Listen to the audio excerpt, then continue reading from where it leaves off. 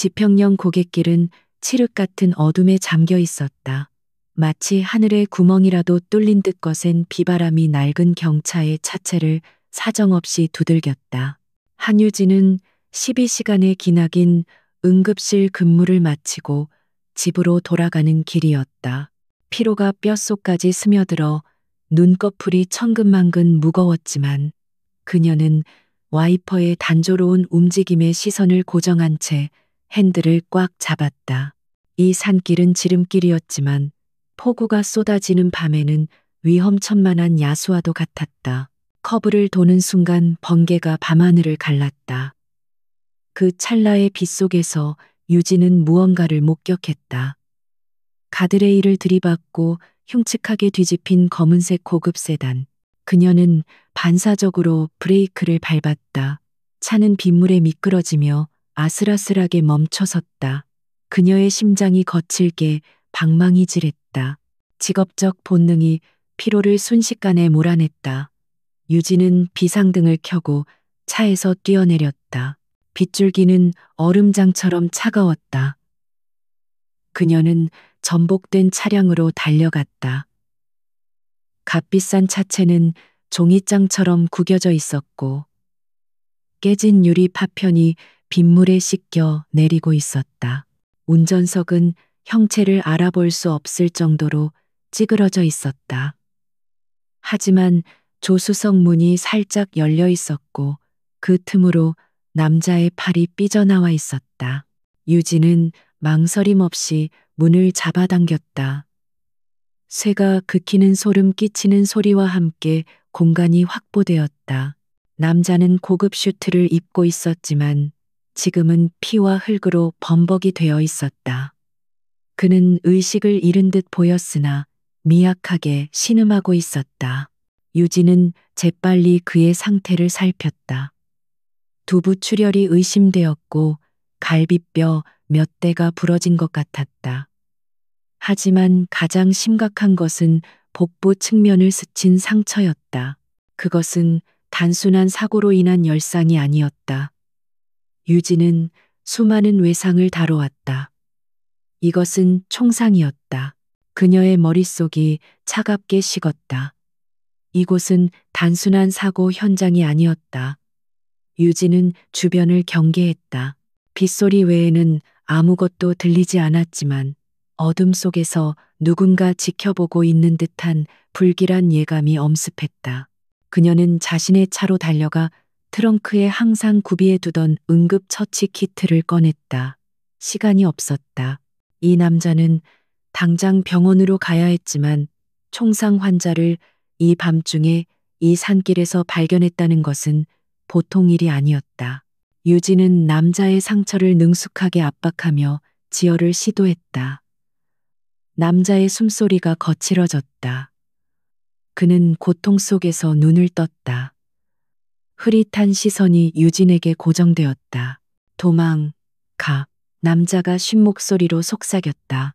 그의 눈에는 공포가 아닌 절박한 경고가 담겨 있었다. 유진은 고개를 저었다. 괜찮아요. 전 응급 구조사예요. 당신을 도울 거예요. 그녀의 목소리는 차분했지만 단호했다. 바로 그때였다. 저 멀리 고갯길 아래에서 또 다른 헤드라이트 불빛이 다가오는 것이 보였다. 빗속을 뚫고 두 개의 밝은 빛이 빠르게 접근해 오고 있었다. 유진의 심장이 발밑으로 떨어지는 듯했다. 정상적인 구급차나 경찰차가 아니었다. 불빛의 움직임은 거칠고 위협적이었다. 남자의 경고가 귓가에 맴돌았다. 그들은 구조하러 오는 것이 아니라 마무리하러 오는 자들일 것이다. 유진은 본능적으로 결정을 내렸다. 그녀는 남자의 어깨를 붙잡았다. 정신 차려요. 일어설 수 있겠어요. 도와줄게요. 그녀의 외침에 남자는 고통스러운 신음을 터뜨렸지만 살고자 하는 의지로 안간힘을 썼다. 유진은 자신의 마른 체구로는 상상할 수 없는 힘을 발휘해 남자를 부축했다. 그녀는 남자를 자신의 낡은 경차 뒷좌석으로 끌고 갔다. 그녀는 남자를 뒷좌석에 거의 밀어넣다시피 눕혔다. 그리고 자신의 재킷을 벗어 남자의 몸 위를 덮었다. 다시 밖을 내다보자 검은색 세단이 속도를 줄이며 사고 현장으로 접근하고 있었다. 유진은 망설일 틈이 없었다. 그녀는 운전석으로 뛰어들어 시동을 걸었다. 엔진이 거친 소리를 내며 깨어났다. 그녀는 헤드라이트를 끈 채 갓길의 풀숲을 이용해 조심스럽게 차를 돌렸다. 검은 세단이 사고 현장에 멈춰서고 건장한 남자 2명이 내리는 것이 백미러를 통해 보였다. 그들은 손전등으로 전복된 차량 주변을 샅샅이 뒤지기 시작했다. 유진은 가속 페달을 밟았다. 그녀는 병원 방향이 아닌 산속 깊은 곳으로 이어지는 비포장도로로 핸들을 꺾었다. 그 길은 그녀의 할아버지가 사용하던 낡은 사냥용 오두막으로 가는 길이었다. 지금 당장 공식적인 구조를 요청하는 것은 남자를 사지로 모는 행위임을 직감했다. 차는 비포장도로의 진흙탕을 위태롭게 헤치며 나아갔다. 뒷좌석에서 남자의 고통스러운 신음소리가 간헐적으로 들려왔다. 유진은 백미러를 힐끗 보았다. 다행히 추격하는 불빛은 보이지 않았다. 그들은 아직 그녀의 존재를 눈치채지 못한 것 같았다. 하지만 그것도 시간 문제일 터.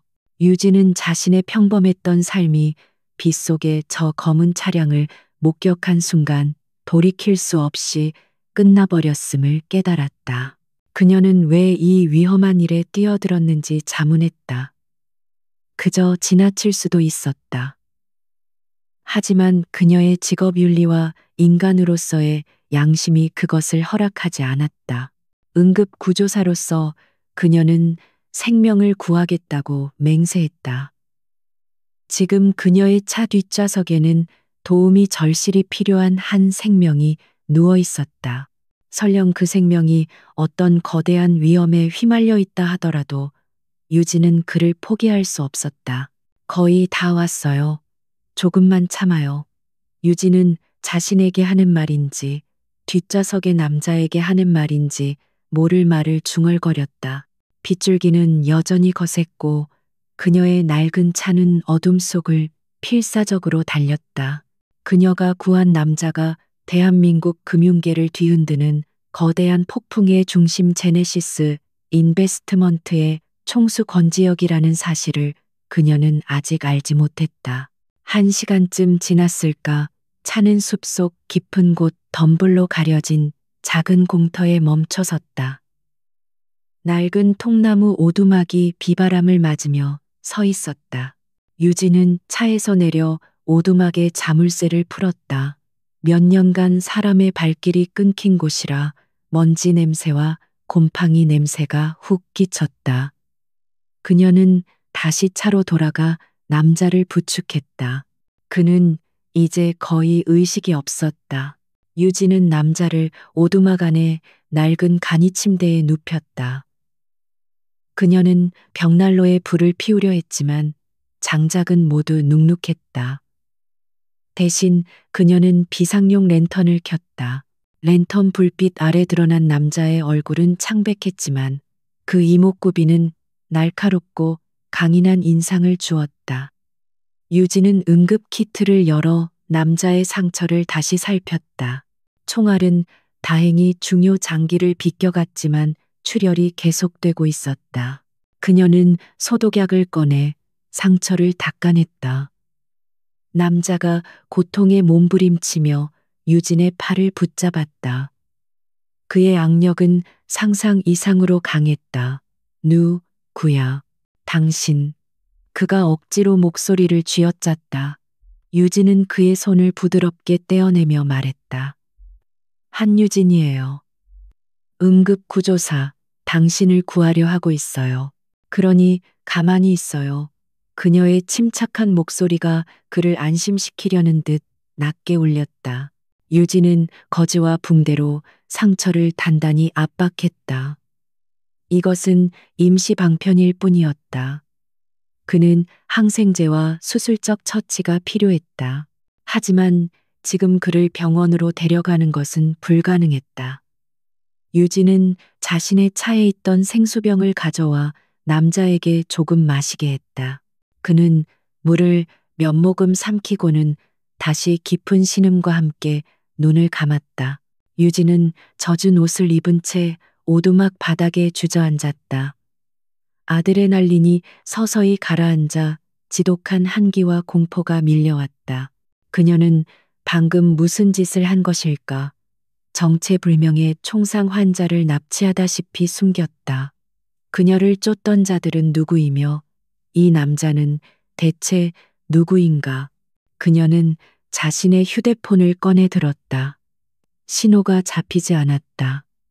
이 깊은 산속은 언제나 그랬다. 그녀는 고립되었다.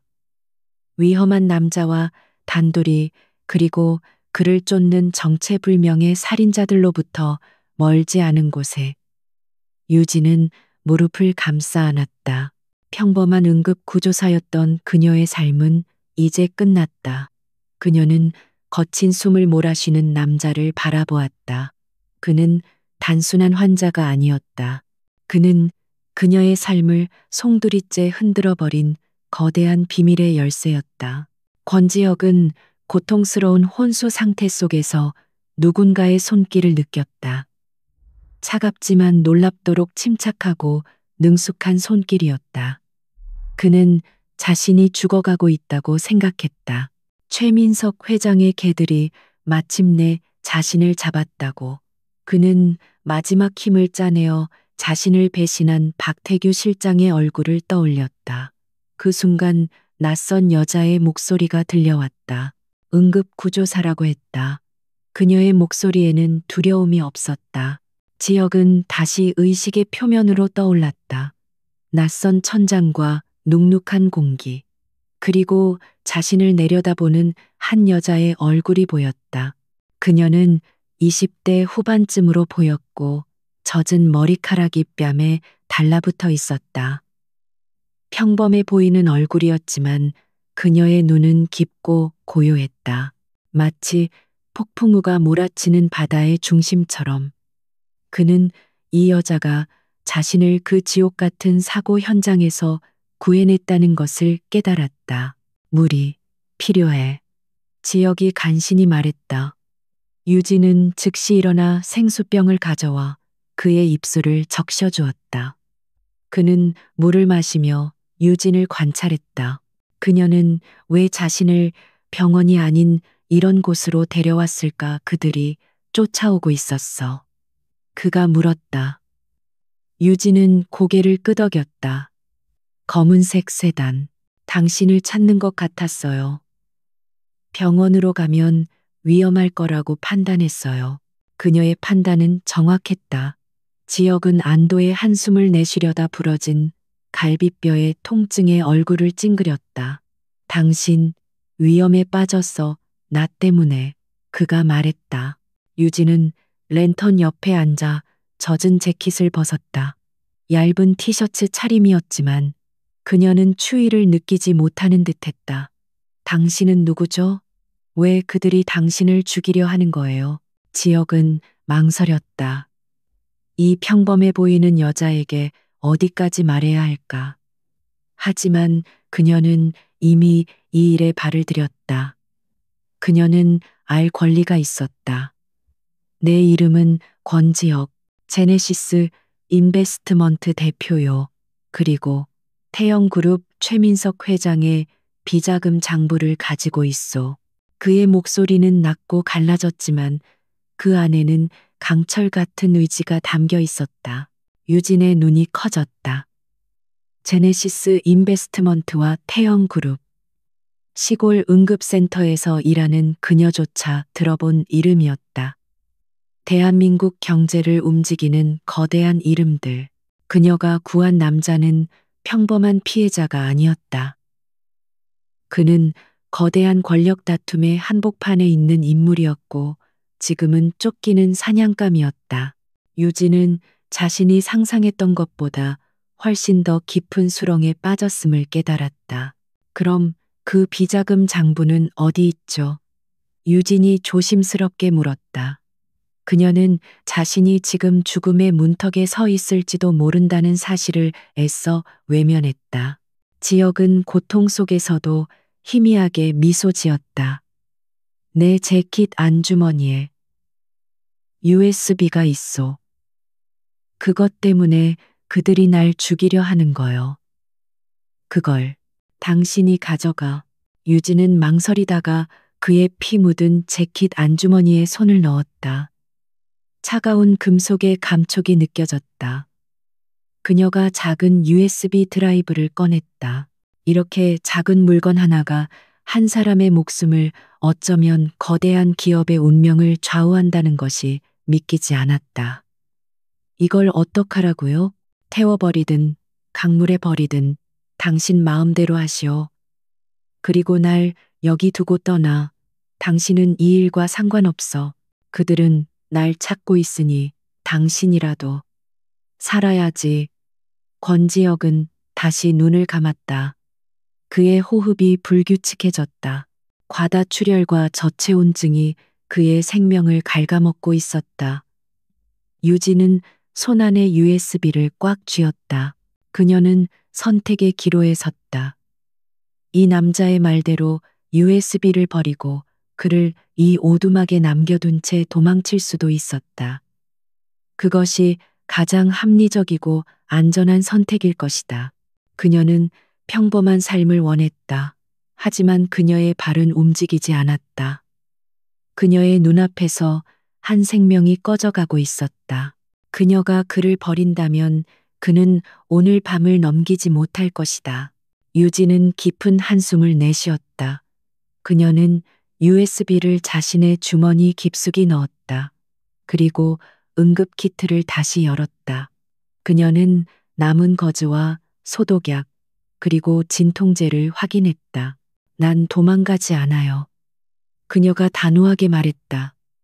난 응급구조사고 당신은 내 환자예요. 난 내 환자를 포기하지 않아요. 어떻게든 당신을 살릴 거예요. 권지혁은 실눈을 떠 그녀를 바라보았다. 짙은 안개 속에서 등대를 발견한 기분이었다. 이 평범한 여자는 자신이 지금껏 만나왔던 그 어떤 강인한 인물들보다도 더 강한 눈빛을 가지고 있었다. 그녀는 두려워하고 있었지만 그 두려움에 잠식당하지 않았다. 어리석군. 하지만 고맙소. 그는 다시 의식을 잃었다. 유진은 밖으로 나갔다. 빗줄기가 조금 약해져 있었다. 그녀는 차에서 담요 몇 장과 남은 비상식량을 가져왔다. 그리고 오두막 주변을 살피며 그들의 흔적을 지우기 시작했다.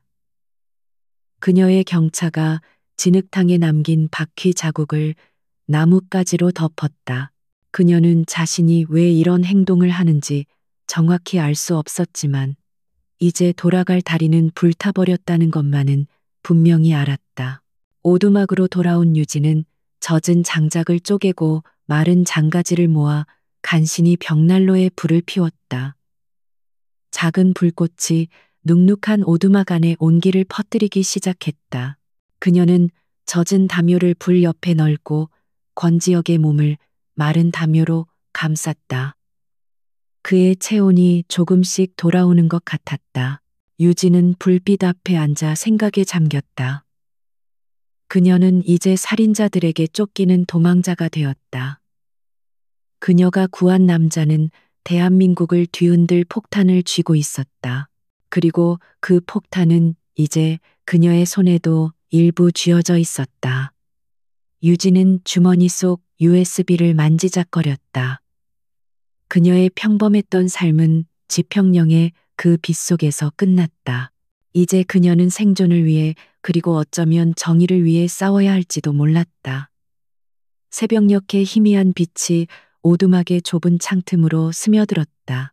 밤새 내리던 비는 잦아들었지만 숲의 공기는 여전히 축축하고 무거웠다. 한유진은 뜬 눈으로 밤을 지새웠다. 그녀는 간헐적으로 벽난로에 장작을 더 넣으며 권지혁의 상태를 살폈다. 그의 호흡은 여전히 거칠었고 상처에서는 미약하게 남아 열감이 느껴지기 시작했다. 총상이 가장 무서운 것은 과다출혈이 아니라 그 후에 찾아오는 감염이었다. 유진은 낡은 천을 찢어 찬물에 적신 뒤 지역의 이마에 올려주었다. 그는 고열에 시달리며 끙끙 앓는 소리를 냈다. 그녀가 가진 응급키트에는 기본적인 진통제와 소독약뿐 이런 심각한 외상 후 감염을 막을 항생제는 없었다. 유진은 자신의 무력감을 통감했다. 그녀는 도시의 최첨단 응급실에서 일하는 구조사가 아니었다. 지금 그녀는 문명과 단절된 숲속 오두막에서 가진 것 하나 없는 상태로 한 남자의 생명을 책임져야 했다. 권지혁은 고통스러운 의식의 늪을 헤매고 있었다. 그는 자신이 아직 살아있다는 사실이 믿기지 않았다. 박태규의 부하들이 자신을 놓쳤을 리가 없었다. 그는 빗속에서 자신을 끌어내던 여자의 가늘지만 강인했던 팔을 기억해냈다. 그리고 지금 자신의 이마를 닦아주는 차가운 물수건에 감촉을 느꼈다. 그는 억지로 눈을 떴다. 희미한 불빛 속에서 유진이 걱정스러운 얼굴로 자신을 내려다보고 있었다. 그가 갈라진 목소리로 말했다. 유진은 즉시 그를 부축해 물을 마시게 했다. 지혁은 물을 몇 모금 삼킨 후 주변을 둘러보았다. 낡은 통나무 벽 타닥거리는 벽난로, 그리고 낯선 여자. 그는 자신이 완벽하게 고립되었음을 깨달았다. 당신 아직 있었군. 그의 목소리에는 놀라움이 섞여 있었다. 그는 그녀가 USB를 가지고 이미 자신을 버리고 떠났을 거라 생각했다. 유진은 젖은 수건을 다시 물에 적시며 대답했다. 떠날 생각 없다고 말했어요. 지금 당신 상태가 좋지 않아요. 열이 오르고 있어요. 상처가 감염되기 시작한 것 같아요. 그녀의 목소리는 피곤해 지쳐 있었지만 여전히 침착함을 잃지 않았다. 지혁은 이런 종류의 평온함을 본 적이 없었다. 그가 알던 세계의 사람들은 위기 앞에서 공포에 질리거나 혹은 잔인해졌다. 그는 이 평범한 여자가 자신을 왜 돕는지 이해할 수 없었다. 왜, 날 구한 거지. 내가 누군지 알고 있잖아. 당신도 위험해져. 그들은, 최민석 회장은 괴물이야. 그들은 당신도 죽일 거요. 그의 말에는 경고와 함께 일종의 죄책감이 묻어났다. 그는 이 무고한 여자를 자신의 지옥으로 끌어들였다. 유진은 지역의 눈을 똑바로 바라보았다. 당신이 괴물이든 성자든 상관없어요. 어젯밤 당신은 그냥 도움이 필요한 사람이었어요. 난 응급구조사고 내 눈앞에서 사람이 죽어가는 걸 외면할 수 없어요. 그녀는 자신의 주머니를 뒤져 어젯밤 지역이 준 USB를 꺼냈다. 하지만 이것 때문에 당신이 죽을 뻔했다면 이건 단순한 의료 행위가 아니게 됐죠. 지역은 USB를 보며 쓴웃음을 지었다. 그 작은 것 하나가 태영그룹 전체를 무너뜨릴 수 있는 증거요. 최 회장의 불법 비자금 정관계 로비, 내역 그리고 내 아버지 회사를 어떻게 무너뜨렸는지에 대한 기록이지. 그의 목소리에 증오가 서렸다. 난 복수를 위해 지난 10년을 바쳤소. 그리고 거의 성공할 뻔했지. 박태규 그 자식만 날 배신하지 않았더라도. 유진은 조용히 그의 말을 들었다. 거대한 재벌 가문의 암투와 복수극. 마치 영화에서나 나올 법한 이야기였다. 하지만 지금 그녀의 눈앞에 있는 것은 차가운 금융계의 거물이 아니라 배신당하고 상처 입은 한 마리의 늑대였다. 그의 상처는 비단 총상뿐만이 아니었다. 그녀는 지역의 상처를 다시 한번 살폈다. 붉은 기운이 상처 주변으로 퍼져나가고 있었다. 이대로 두면 폐혈증으로 죽을 수도 있어요. 강력한 항생제가 필요해요. 유진이 단호하게 말했다. 여기서는 구할 수 없어요. 내가 마을로 내려가야 해요. 그녀의 말에 지역은 즉시 경계 태세를 취했다. 안 돼.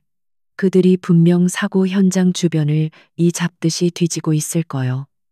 당신이 내려가면 바로 잡힐 거야. 그들은 당신이 날 도왔다는 걸 알게 될 거요. 유진은 벽난로 옆에 쭈그리고 앉아 생각에 잠겼다. 그의 말이 맞았다. 그녀가 어젯밤 응급센터에서 퇴근한 기록이 있을 것이고, 그녀의 차가 그 시간 그 근처를 지났다는 것이 밝혀지면 그녀는 첫 번째 용의자가 될 것이다. 하지만 이대로 그를 방치할 수도 없었다. 그녀는 결정을 내려야 했다. 오늘 제 근무가 없는 날이에요. 하지만 내일은 출근해야 해요. 그녀는 자리에서 일어났다.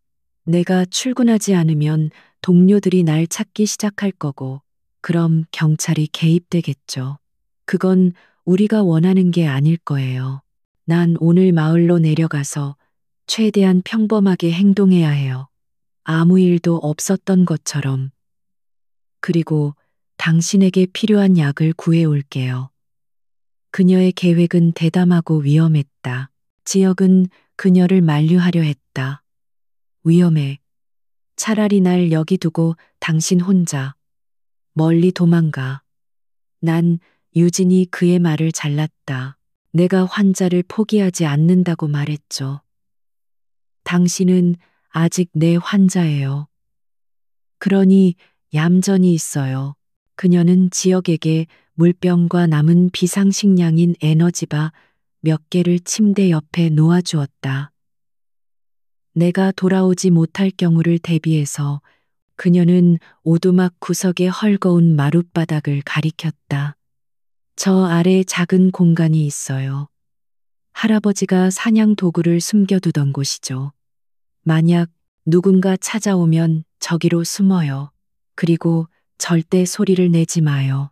그녀는 자신의 낡은 재킷을 걸쳤다. 비록 축축했지만 밤사이 불기운에 조금은 말라 있었다. 지역은 자신에게 명령하는 이 여자를 말없이 바라보았다.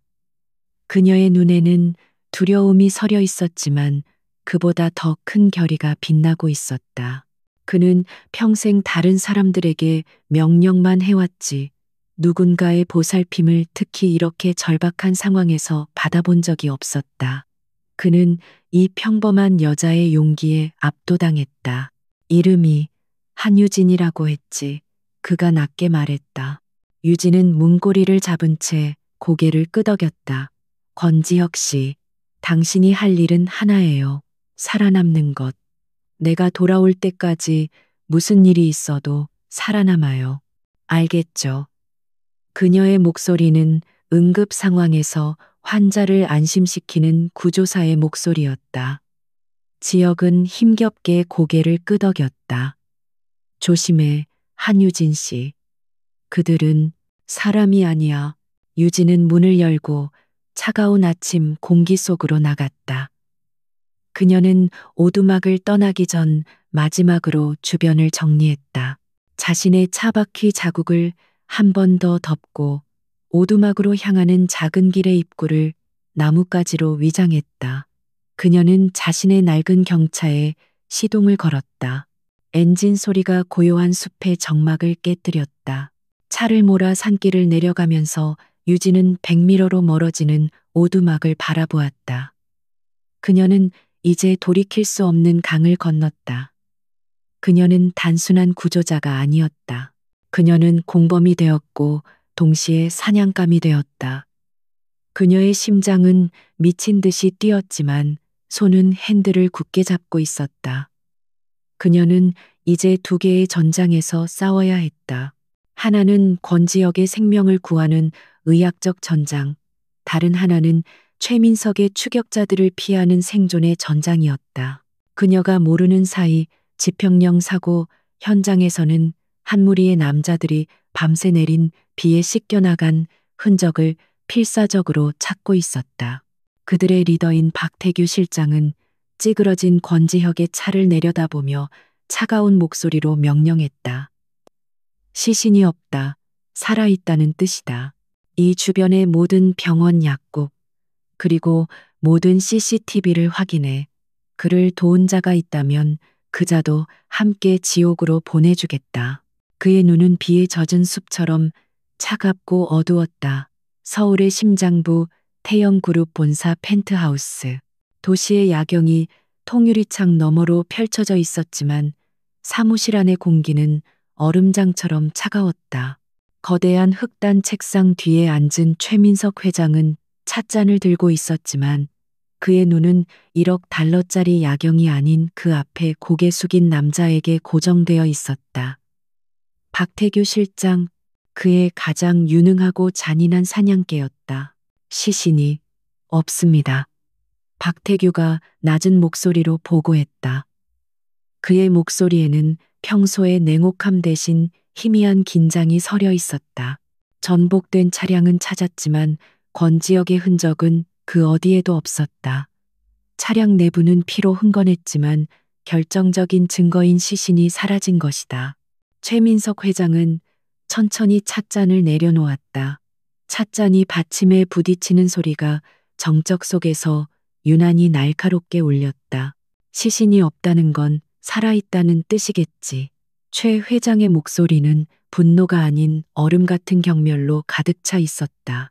내 돈을 받고 일하는 자네 휘하의 인원들이 부상당한 쥐새끼 한 마리를 놓쳤다는 건가.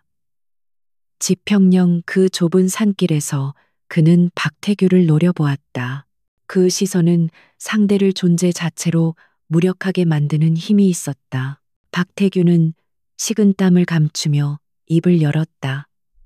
현장에서 전문적인 응급처치 흔적을 발견했습니다. 누군가 그를 도왔습니다. 단순한 목격자가 아니라 의료 지식이 있는 자입니다. 아마도 사고 직후 현장을 지나던 구급 인력일 가능성이 큽니다. 그는 사실을 전달하려 애썼지만 그것이 변명처럼 들린다는 것을 알고 있었다. 최민석은 자리에서 일어났다. 그는 통유리창 앞으로 걸어가 도시의 불빛을 내려다보았다. 의료 지식 그럼 간단하군. 그 일대의 모든 병원, 의원, 약국을 샅샅이 뒤져. 권지혁은 심각한 부상을 입었을 터. 특히 총상이라면 항생제 없이는 하루도 버티지 못해. 약을 구하러 반드시 모습을 드러낼 것이다. 그는 몸을 돌렸다. 권지혁을 도운 자가 있다면 그 자가 누구든 상관없다.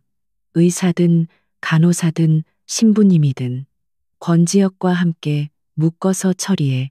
그 USB 그게 세상에 나오는 순간 우리 모두 끝장이야. 박 실장 자네의 무능함이 내 30년 공든 탑을 무너뜨리게 두진 않겠네. 가서 찾아. 살아서든 죽어서든. 박태규는 깊이 허리를 숙였다. 명심하겠습니다. 회장님. 그는 돌아서서 방을 나섰다. 그의 얼굴은 다시 피도 눈물도 없는 사냥개의 모습으로 돌아와 있었다. 그는 휴대폰을 꺼내 부하들에게 명령을 내렸다. 지금부터 지평령 인근 지역 모든 의료시설을 통제한다. 병원장들 필요하면 멱살을 잡아서라도 협조하게 만들어. 모든 방문객과 직원 기록을 확인해. 특히 어젯밤 그 시간대에 알리바이가 불분명한 의료 종사자들을. 한편 한유진은 낡은 경찰을 몰아 자신이 사는 작은 읍내로 진입했다. 어젯밤의 폭우가 거짓말처럼 맑게 갠 하늘이었지만 그녀의 마음은 여전히 폭풍우 속이었다. 익숙한 거리 평범한 이웃들의 모습이 마치 다른 세상의 풍경처럼 낯설게 느껴졌다. 그녀는 이제 이 평범함 속에 숨어든 이방인이었다. 그녀는 자신이 감시당하고 있을지도 모른다는 생각에 백미러를 힐끗거렸다. 그녀는 일단 자신의 작은 원룸으로 향했다. 문을 잠그자마자 그녀는 피와 흙으로 더러워진 옷을 벗어던졌다. 샤워기에서 뜨거운 물이 쏟아졌다. 그녀는 어젯밤의 기억을, 그 피의 감촉과 금속성의 비냄새를 씻어내려 했었다. 하지만 아무리 씻어내도 자신의 손에 묻은 그 위험한 비밀의 무게는 사라지지 않았다. 그녀는 평범한 응급구조사 한유진으로 돌아가야 했다. 깨끗한 옷으로 갈아입은 유진은 거울 앞에 섰다. 피곤에 지쳤지만 평소와 다름없는 모습이었다. 그녀는 심호흡을 했다. 그녀의 계획은 위험했다. 권지혁에게는 광범위 항생제와 수액 세트, 그리고 봉합사가 필요했다. 이 모든 것은 그녀가 일하는 지역 응급센터에 있었다. 처방전 없이 약을 구하려면 자신이 일하는 곳에 의약품 저장실에 접근하는 수밖에 없었다. 유진은 가방 하나만을 든 채 원룸을 나섰다. 응급센터는 걸어서 10분 거리였다. 그녀는 일부러 평소처럼 동네 빵집에 들러 커피 한 잔을 샀다. 아무 일도 없었다는 듯 비번인 날의 여유를 즐기는 것처럼 행동했다. 하지만 그녀의 모든 감각은 곤두서 있었다. 거리에 낯선 차량은 없는지, 자신을 주시하는 시선은 없는지 살폈다. 응급센터 로비에 들어서는 순간 유진은 심장이 멎는 듯한 긴장감을 느꼈다.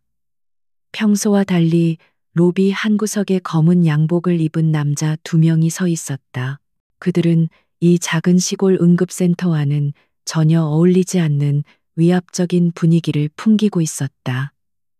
그들은 접수처의 간호사와 심각한 표정으로 대화를 나누고 있었다. 박태규의 부하들이었다. 유진은 애써 태연한 표정을 지으며 동료 간호사에게 다가갔다. 무슨 일이에요? 분위기가 살벌하네. 그녀가 커피를 한 모금 마시며 물었다. 간호사는 불안한 표정으로 속삭였다. 몰라. 서울에서 온 형사들인가 봐. 어젯밤 지평령 근처에서 큰 사고가 있었는데 혹시 관련해서 이상한 환자나 신고 못 받았냐고 묻고 있어. 직원들 근무 기록까지 다 확인하던데. 유진의 등줄기에 식은땀이 흘렀다. 그녀의 심장이 귀에서 울리는 것 같았다. 바로 그때 검은 양복을 입은 남자 중 하나가 유진을 쳐다보았다. 그의 눈은 죽은 생선의 눈처럼 차가웠다. 그가 유진에게 다가왔다. 당신도 여기 직원이요. 그의 목소리는 낮고 위협적이었다. 유진은 심호흡을 하며 미소를 지었다. 그녀는 자신이 할 수 있는 가장 평범하고 지루한 표정을 지었다. 네, 응급구조사 한유진입니다. 오늘은 비번이라 잠시 들렀어요. 무슨 일이시죠? 그녀의 목소리는 미세하게 떨렸지만 상대방이 눈치챌 정도는 아니었다. 그녀는 자신의 손에 든 커피잔이 흔들리지 않도록 안간힘을 썼다. 남자는 유진의 이름표와 얼굴을 번갈아 보았다. 한유진. 어젯밤 근무였소. 유진은 고개를 저었다. 아니요, 어제 아침에 퇴근했어요. 12시간 꼬박 자고 이제 일어났네요. 비가 너무 많이 와서 꼼짝도 못했어요. 혹시 제가 도울 일이라도 있나요? 그녀의 거짓말은 자연스러웠다. 그녀의 피곤해 보이는 얼굴이 그 거짓말을 뒷받침해 주었다. 남자는 유진을 몇 초간 더 뚫어져라 쳐다보더니 흥미를 잃은 듯 고개를 돌렸다. 됐소. 그는 다시 접수처로 돌아가 다른 직원들의 자료를 검토하기 시작했다. 유진은 그 자리에 잠시 더 서 있다가 동료에게 손을 흔들며 말했다. 필요한 서류가 있어서 온 건데 이따가 다시 와야겠네. 분위기 흉흉해서 일 못 보겠다. 그녀는 일부러 그들의 시야 안에서 천천히 응급센터를 빠져나왔다. 하지만 그녀는 정문으로 나가지 않았다. 대신 그녀는 복도를 따라 직원 전용 휴게실로 향했다. 그들의 감시망은 아직 로비와 접수처에 집중되어 있었다. 그들은 그녀가 비번이라는 말을 믿은 듯 했다. 이것이 그녀의 유일한 기회였다.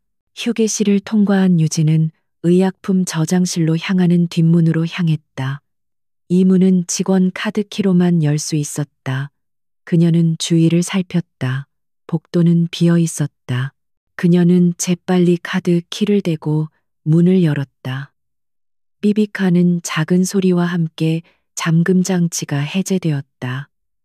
그녀는 어둠 속으로 몸을 숨겼다. 의약품 저장실 내부는 서늘했다. 각종 약품 냄새가 코를 찔렀다. 유진은 망설일 시간이 없었다. 그녀는 권지혁에게 필요한 광범위 항생제, 바이알 몇 개와 식염수 팩 IV 세트, 그리고 외과용 봉합사와 소독약을 정확하게 찾아냈다. 그녀의 손은 조금의 망설임도 없이 움직였다. 이것은 명백한 절도였고 그녀의 면허를 앗아갈 수 있는 중범죄였다. 그녀는 훔친 의약품을 가방 깊숙이 쑤셔 넣었다. 심장이 터질 것 같았다. 만약 지금 들킨다면 그녀는 단순한 절도범이 아니라 권지혁의 공범으로 즉시 체포될 것이다. 그녀는 저장실 문을 조심스럽게 열고 밖을 살폈다. 여전히 아무도 없었다. 그녀는 문을 닫고 왔던 길을 되돌아 직원용 후문으로 빠져나갔다. 유진은 응급센터 건물 뒤편의 골목길로 나왔다. 차가운 공기를 들이마시자 그제야 숨이 트이는 것 같았다. 그녀는 성공했다. 하지만 안도감은 잠시였다. 그녀가 골목을 빠져나와 큰 길로 향하는 순간 아까 그 검은 양복의 남자가 건물 입구에서 담배를 피우며 누군가와 통화하는 것을 목격했다. 그녀는 반사적으로 몸을 숨겼다. 남자의 목소리가 희미하게 들려왔다. 아직 특이사항 없어. 하지만 쥐새끼가 숨어들 구멍은 여기뿐이야. 계속 감시해. 유진은 심장이 얼어붙는 것을 느꼈다. 그들은 떠나지 않았다. 그들은 이 작은 응급센터 전체를 거대한 덫으로 만들고 있었다. 유진은 그들의 눈을 피해 반대 방향으로 뛰기 시작했다. 그녀는 더 이상 자신의 원룸으로 돌아갈 수 없었다. 그녀의 얼굴은 이제 그들에게 노출되었다. 비록 지금 당장은 용의자가 아닐지라도 시간이 지나면 그들은 반드시 그녀를 다시 찾아낼 것이다. 그녀는 자신의 차를 세워둔 곳으로 달려갔다. 차에 올라탄 유진은 시동을 걸었다. 가방 속의 차가운 약병들이 그녀의 불안감을 증폭시켰다. 그녀는 이제 도망자 신세가 되었다. 그녀는 읍내를 벗어나 다시 지평령으로 향하는 산길로 차를 몰았다. 그녀는 돌아가야 했다. 권지혁이 그녀를 기다리고 있었다. 그리고 이제 그 오두막은 그녀의 유일한 피난처이자 동시에 가장 위험한 감옥이 되었다. 유진은 거친 숨을 몰아쉬며 오두막으로 차를 몰았다. 가방 속에 든 항생제 바이알들이 묵직한 돌덩이처럼 느껴졌다. 그녀는 이제 단순한 구조사가 아니었다. 그녀는 도둑이었고 공범이었으며 도망자였다. 읍내 응급센터에서 본 그 검은 양복. 남자들의 차가운 눈빛이 뇌리를 떠나지 않았다. 그들은 이미 그녀의 존재를 인지했을 것이다. 비록 지금 당장은 아닐지라도 그녀가 다음 근무에 나타나지 않는 순간 모든 것이 들통날 터였다. 그녀가 오두막 문을 열었을 때 지독한 열기가 훅 끼쳤다. 권지혁이 간이 침대에서 신음하고 있었다. 그의 온몸은 식은땀으로 젖어 있었고 거친 숨을 몰아쉬며 몸을 떨고 있었다. 상처를 덮었던 거즈는 피와 고름으로 젖어 있었다. 감염이 예상보다 훨씬 빠르게 진행되고 있었다. 그는 지금 폐혈증 쇼크 직전이었다. 권지혁 씨 정신 차려요. 유진이 그의 뺨을 가볍게 때리며 소리쳤다. 지혁은 붉게 충혈된 눈을 간신히 떴지만 초점이 맞지 않았다. 그는 유진을 알아보지 못하고 헛소리를 하기 시작했다. 안 돼, 박 실장. 내 놈이 감히 아버지를. 그는 허공을 향해 손을 휘저었다. 유진은 즉시 가방에서 훔쳐온 물품들을 꺼냈다. 시간이 없었다. 그녀는 냄비에 물을 끓여 주사기와 봉합 바늘을 소독했다. 이런 원시적인 환경에서 정맥 주사를 놓는 것은 거의 불가능에 가까웠지만 그녀는 해내야만 했다. 그녀는 지역의 팔을 찾았다. 그는 고열과 탈수로 인해 혈관을 찾기 어려웠다. 유진은 침착하게 그의 팔뚝을 압박하고 응급구조사로서의 모든 경험을 동원해 겨우 혈관을 찾아냈다. 바늘이 그의 피부를 뚫고 들어갔다. 지역이 고통에 찬 비명을 질렀다. 유진은 아랑곳하지 않고 IV 라인을 확보한 뒤 식염수 팩에 항생제 바이아를 섞어 주입하기 시작했다. 차가운 수액이 그의 혈관으로 흘러 들어가기 시작했다. 이것이 그의 몸에서 미친 듯이 증식하고 있을 박테리아와의 첫 번째 싸움이었다. 유진은 땀을 닦아내고 그의 상처를 살폈다. 상황은 심각했다. 총알이 스치고 지나간 상처 주변의 조직이 괴사하기 시작하고 있었다. 그녀는 소독된 가위로 죽은 조직을 일부 잘라내야 했다. 지역은 마취도 없이 생사를 도려내는 고통에 몸부림쳤지만 유진은 그를 단단히 누르고 작업을 계속했다. 그녀의 눈에는 환자를 살려야 한다는 냉철한 집중력 외에는 아무것도 없었다. 거의 다 끝났어요. 조금만 더 참아요. 그녀는 자신에게 하는 말인지 그에게 하는 말인지 모를 말을 중얼거렸다. 그녀는 상처를 깨끗이 소독하고 능숙한 솜씨로 봉합하기 시작했다. 비록 환경은 열악했지만 그녀의 손놀림은 병원의 수술실에서만큼이나 정확하고 빨랐다. 모든 처치가 끝났을 때 유진은 온몸의 기력이 빠져나가는 것을 느끼며 바닥에 주저앉았다. 몇 시간이 흘렀다. 항생제가 효과를 발휘하기 시작했는지 지역의 열이 조금 내리고 호흡도 한결 안정되었다. 그는 깊은 잠에 빠져들었다. 유진은 벽난로 앞에 앉아 불을 지피며 가방에서 남은 빵 조각을 꺼내 씹었다.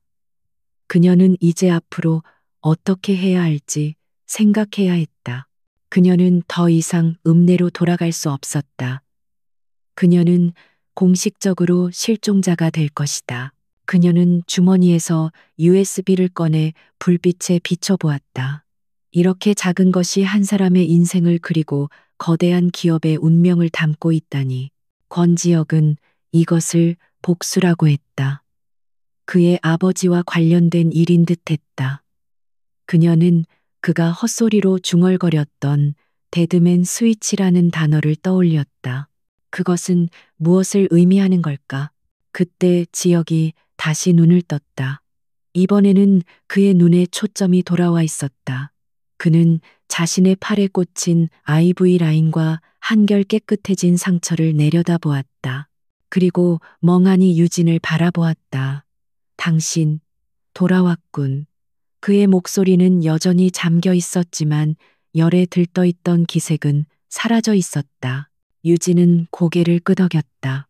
약이 필요했으니까요. 그녀가 짧게 대답했다.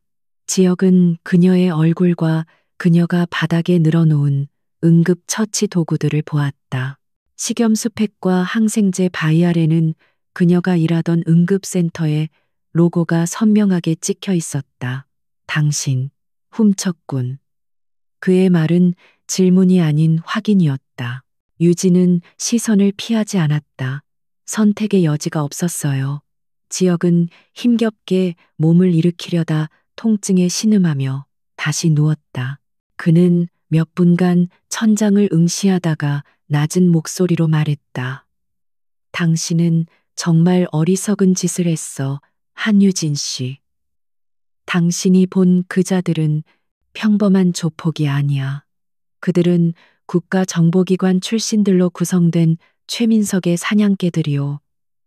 그들은 이미 당신 신원을 파악했을 거요. 알아요. 유진이 담담하게 대답했다. 병원에서 그들을 마주쳤어요. 지역의 눈이 커졌다.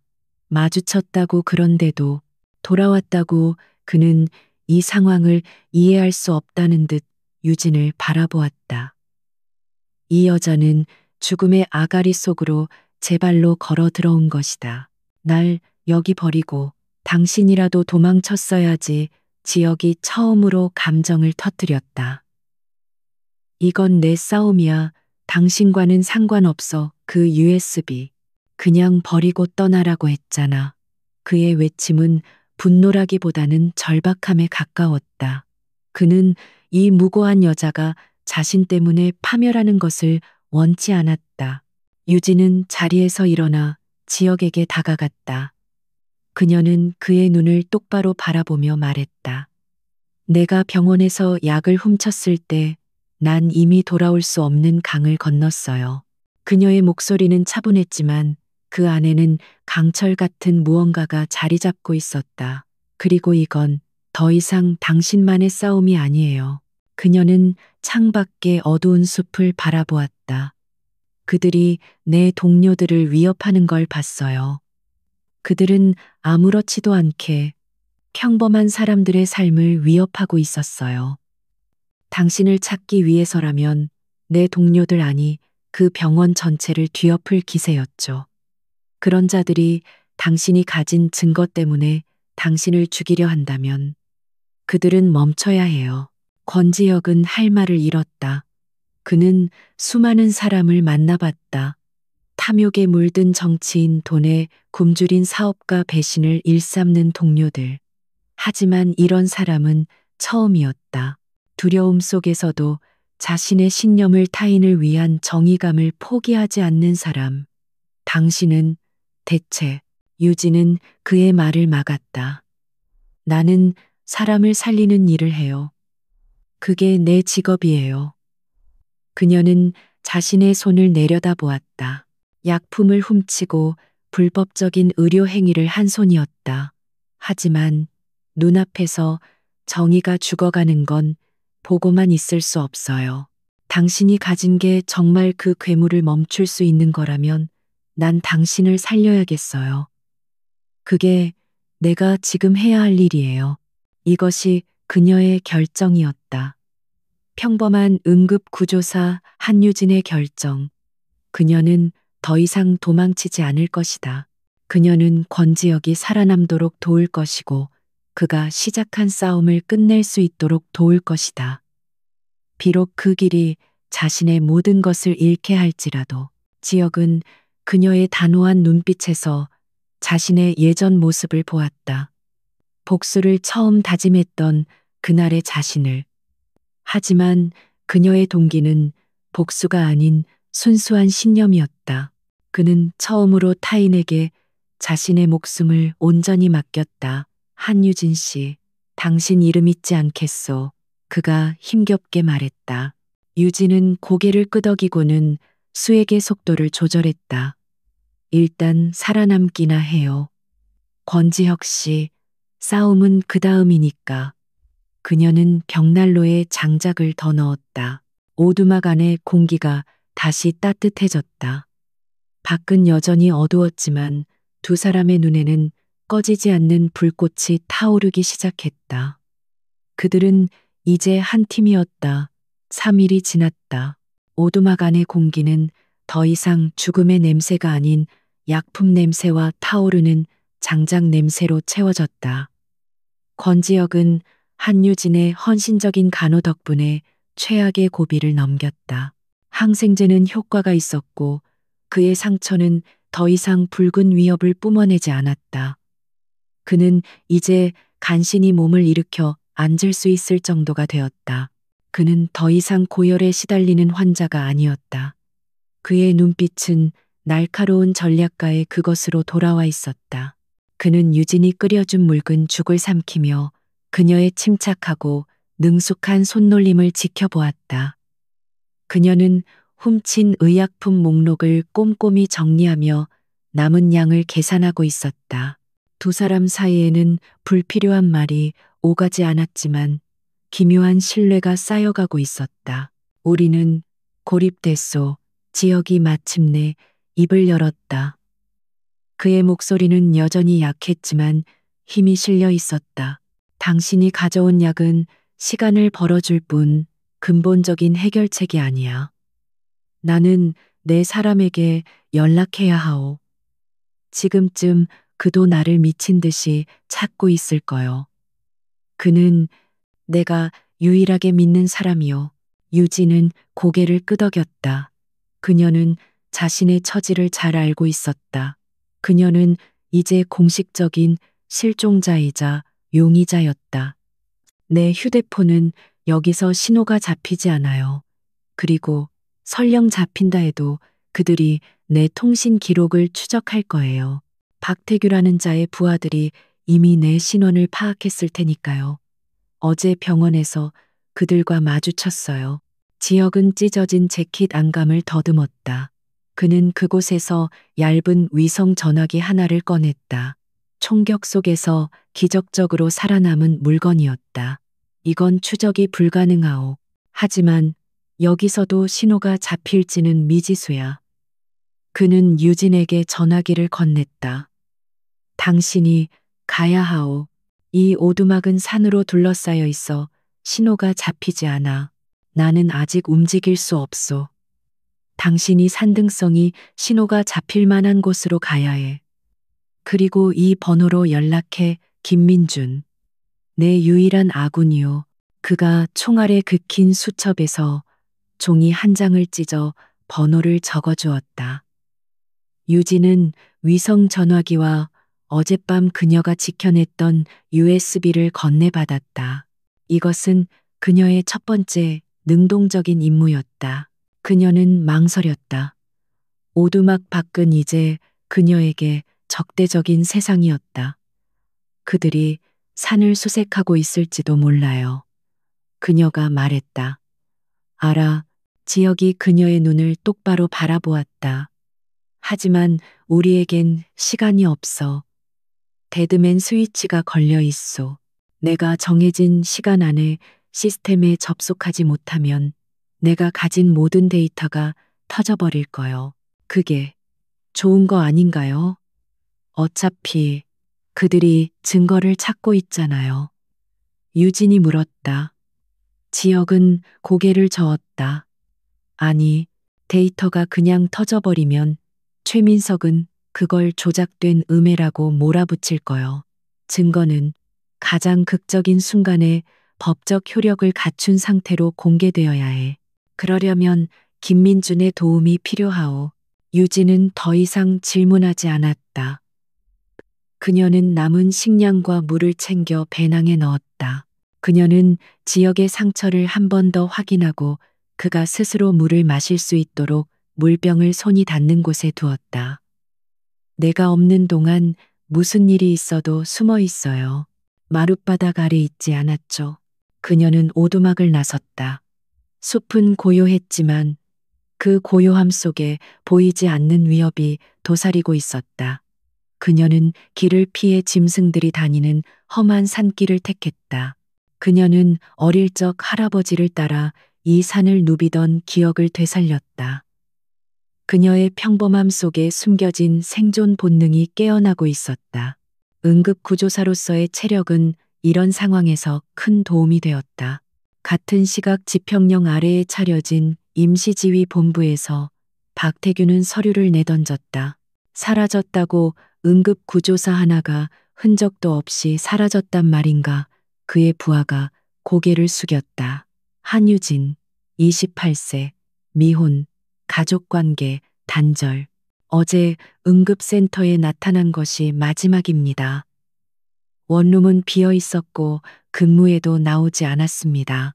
박태규는 지도를 펼쳤다. 그는 한유진의 원룸과 응급센터, 그리고 사고 지점을 붉은 펜으로 이었다. 이 여자가 범인이다. 권지혁을 숨기고 있어.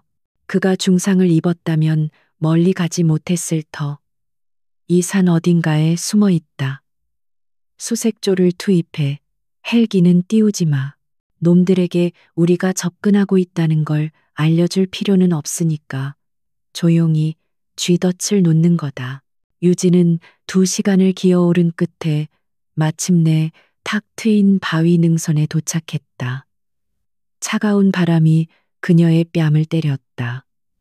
그녀는 위성 전화기의 전원을 켰다.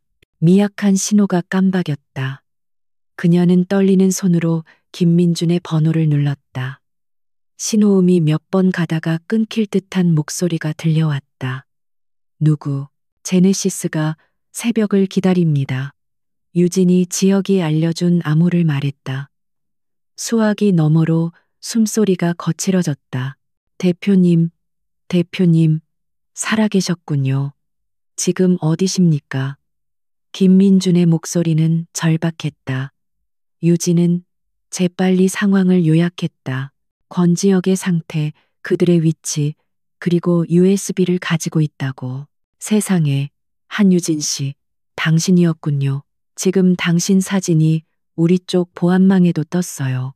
박태규가 당신을 권지혁의 공범으로 지명수배 내렸습니다. 읍내는 이미 거미줄이에요. 절대 그쪽으로 내려가면 안 됩니다. 김민준의 목소리는 빠르고 정확했다. 그는 최고의 사이버 보안 전문가였다. 대표님을 당장 서울로 모셔야 합니다. 제가 안전가옥을 마련했습니다. 하지만 그 산을 빠져나가는 게 문제군요. 김민준이 잠시 생각했다. 일단 데이터를 확보하죠. 그 USB 제 서버에 연결해야 합니다. 하지만 물리적인 연결이 필요해요. 제가 당신 근처로 가겠습니다. 아니요. 유진이 자신도 모르게 대답했다. 당신이 이쪽으로 오면 둘 다 잡혀요. 내가 갈게요. 서울로. 그녀의 목소리에 스스로도 놀랄 만한 결의가 서려 있었다. 그녀는 더 이상 숨어 있는 피해자가 아니었다. 어떻게 그들의 포위망을 뚫고 가죠? 지금 모든 길목에 그들이 깔려 있습니다. 그들은 응급구조사 한유진을 찾고 있어요. 유진이 숨을 골랐다. 그러니 난 한유진이 아니면 돼요. 내가 그들의 눈을 속일게요. 김민준 씨, 당신은 서울에서 날 맞을 준비만 해요. 그리고 우리가 이동할 차량 한 대가 필요해요. 최대한 눈에 띄지 않는 걸로. 수화기 너머의 김민준은 잠시 침묵했다. 그는 이 평범한 여자의 대담함에 놀랐다. 알겠습니다. 제가 읍내에서 떨어진 국도변 주유소에 차 한 대를 준비해 두죠. 24시간 뒤, 하지만 그 주유소까지 가는 건 온전히 당신의 몫입니다. 그리고 한유진 씨, 그 USB 목숨처럼 지키세요. 유진은 통화를 끊었다. 그녀는 산을 내려오면서 자신의 역할을 깨달았다. 그녀는 더 이상 구조자가 아니었다. 그녀는 운반자이자 병기였다. 그녀의 평범함, 그녀의 보이지 않음이 이제 그들의 가장 강력한 무기였다. 그녀는 오두막으로 돌아왔다. 지역은 불안한 듯 그녀를 기다리고 있었다. 연락. 됐소, 지역이 물었다. 유진은 고개를 끄덕이며 그에게 수액을 교체해 주었다. 네, 그리고 우린 24시간 안에 여길 떠나야 해요. 서울로. 그녀는 배낭에서 의료용 가위를 꺼냈다. 그리고 거울도 없는 오두막에서 자신의 긴 머리카락을 망설임 없이 잘라내기 시작했다. 권지혁은 싹둑 잘려나가는 머리카락과 함께 그녀의 눈빛이 변하는 것을 보았다. 두려움에 떨던 선량한 시민의 눈이 아니었다. 모든 것을 걸고 불 속으로 뛰어드는 전사의 눈빛이었다. 그녀의 평범한 외모는 이제 가장 완벽한 위장이 되었다. 그녀는 이제 권지혁의 비밀 병기 보이지 않는 손이었다. 24시간의 카운트다운이 시작되었다. 오두막 안의 공기는 팽팽한 긴장감으로 가득 찼다. 유진은 짧게 자른 머리를 거칠게 쓸어 넘겼다. 그녀의 모습은 더 이상 평범한 시골 응급구조사가 아니었다. 그녀의 눈빛은 냉철한 결의로 빛났고 손놀림은 남은 의약품과 비상식량, 그리고 USB를 배낭에 챙기며 빠르고 정확했다. 권지혁은 벽에 기댄 채 그녀를 지켜보았다. 그는 여전히 약했지만 고통 속에서도 정신은 또렷했다. 그는 이 평범한 여자가 자신을 살리기 위해 자신의 모든 것을 버리는 것을 목격했다. 그녀는 자신의 신념을 위해 기꺼이 불 속으로 뛰어들었다. 지역은 자신이 평생 동안 찾아 헤매던 돈으로 살 수 없는 진정한 강인함을 그녀에게서 보았다. 준비됐어요. 유진이 배낭을 짊어지며 말했다. 우리가 떠난 흔적을 최대한 지워야 해요. 그들이 여기까지 오는 건 시간 문제예요. 그녀는 벽난로에 남은 재를 흩어놓아 불이 꺼진 지 오래된 것처럼 위장했다. 지혁은 통나무 지팡이를 짚고 힘겹게 일어섰다. 그의 상처는 아직 격렬한 움직임을 감당할 수 없었다. 바로 그때였다. 유진의 예민한 청각이 숲의 미세한 변화를 감지했다. 밤바람 소리가 아니었다. 나뭇가지가 부러지는 소리, 그리고 젖은 흙을 밟는 조심스러운 발걸음 소리. 그녀는 즉시 손가락을 지역의 입술에 가져다 대며 쉿소리를 냈다. 오두막 안의 모든 소리가 멈췄다. 지역도 숨을 죽였다. 어둠 속에서 검은 그림자들이 유령처럼 움직이고 있었다. 박태규의 팀이었다. 그들은 야간 투시경을 착용한 채 전문적인 군사 작전을 펼치듯 오두막을 완벽하게 포위하고 있었다. 그들은 한유진이라는 평범한 여자가 이토록 깊은 산 속에 숨어 있으리라고는 예상했지만 그녀가 자신들의 접근을 미리 감지하리라고는 생각지 못했다. 박태규는 오두막에서 불빛이 새어나오지 않는 것을 확인하고 수신호로 진입을 명령했다. 그는 권지혁이 중상을 입었으니 저항은 미미할 것이라 확신했다. 그는 문을 걷어차고 들어가 두 사람을 한꺼번에 처리할 생각에 입맛을 다셨다. 그들의 오만함이 그들의 첫 번째 실수였다. 유진은 지역을 이끌고 며칠 전 그에게 알려주었던 마룻바닥 아래의 좁은 공간으로 향했다. 그녀는 소리 없이 마루를 드러내고 지역이 먼저 들어가도록 도왔다. 공간은 좁고 눅눅한 흙냄새로 가득했다. 그녀는 밖으로 나가기 전 마지막으로 자신이 준비한 선물을 확인했다. 그것은 군인의 함정이 아닌 응급구조사의 함정이었다. 그녀는 오두막 뒤편 덤불로 가려진 낡은 배수로를 미리 확인해 두었었다. 그녀는 지역을 이끌고 마룻바닥 아래의 공간을 통해 그곳으로 향했다. 그들이 막 배수로로 몸을 숨기려 할 때 유진은 자신이 설치해둔 마지막 장치를 작동시켰다. 그것은 빈 수액팩 몇 개를 묶어 오두막 반대편 창문에 매달아 둔 것이었다. 그녀가 줄을 당기자 팩들이 요란한 소리를 내며 창문을 때렸다. 젠장 놈들이 도망친다. 반대편이다. 박태규의 부하 중 하나가 소리쳤다. 팀의 절반이 소리가 난 방향으로 달려갔다. 그 순간 박태규와 남은 대원들이 오두막의 정문을 거칠게 걷어찼다. 쾅하는 소리와 함께 문이 부서졌지만 그들을 맞이한 것은 텅 빈 오두막과 싸늘하게 식어가는 벽난로뿐이었다. 박태규는 바닥에 떨어진 유진이 직접 자른 머리카락 뭉치를 발견했다. 그는 자신이 속았다는 것을 깨달았다. 이런, 그가 분노에 차 소리쳤다. 놈들이 숲으로 도망쳤다. B팀, C팀은 동쪽 능선을 차단해 쥐새끼 한 마리도. 그의 말이 끝나기도 전에 끔찍한 굉음이 모든 대원들의 이어피스를 강타했다. 치익 하는 날카로운 소음과 함께 모든 통신이 두절되었다. 서울의 안전가옥에서 김민준이 노트북 화면을 보며 키보드를 두드리고 있었다. 그는 유진과의 약속대로 박태규 팀의 통신 주파수를 찾아내 최대 출력의 재밍 신호를 쏘아 보낸 것이다. 이제 두 분의 시간입니다. 그가 낮게 중얼거렸다. 어둠 속에서 박태규의 팀은 순식간에 눈과 귀가 먼 장님이 되어버렸다. 박태규는 이어피스를 집어던졌다. 빌어먹을 통신이 먹통이다. 육성으로 전파해. 놈들은 멀리 못 갔을 거다. 권지혁은 부상자야 흩어져서 수색해. 그의 명령은 숲의 어둠 속으로 흩어졌지만 조직적인 움직임은 이미 불가능해졌다. 그들은 이제 훈련된 사냥개가 아닌 길을 잃은 개들에 불과했다. 한편 유진은 지역을 부축하며 어둠 속을 필사적으로 헤쳐나갔다.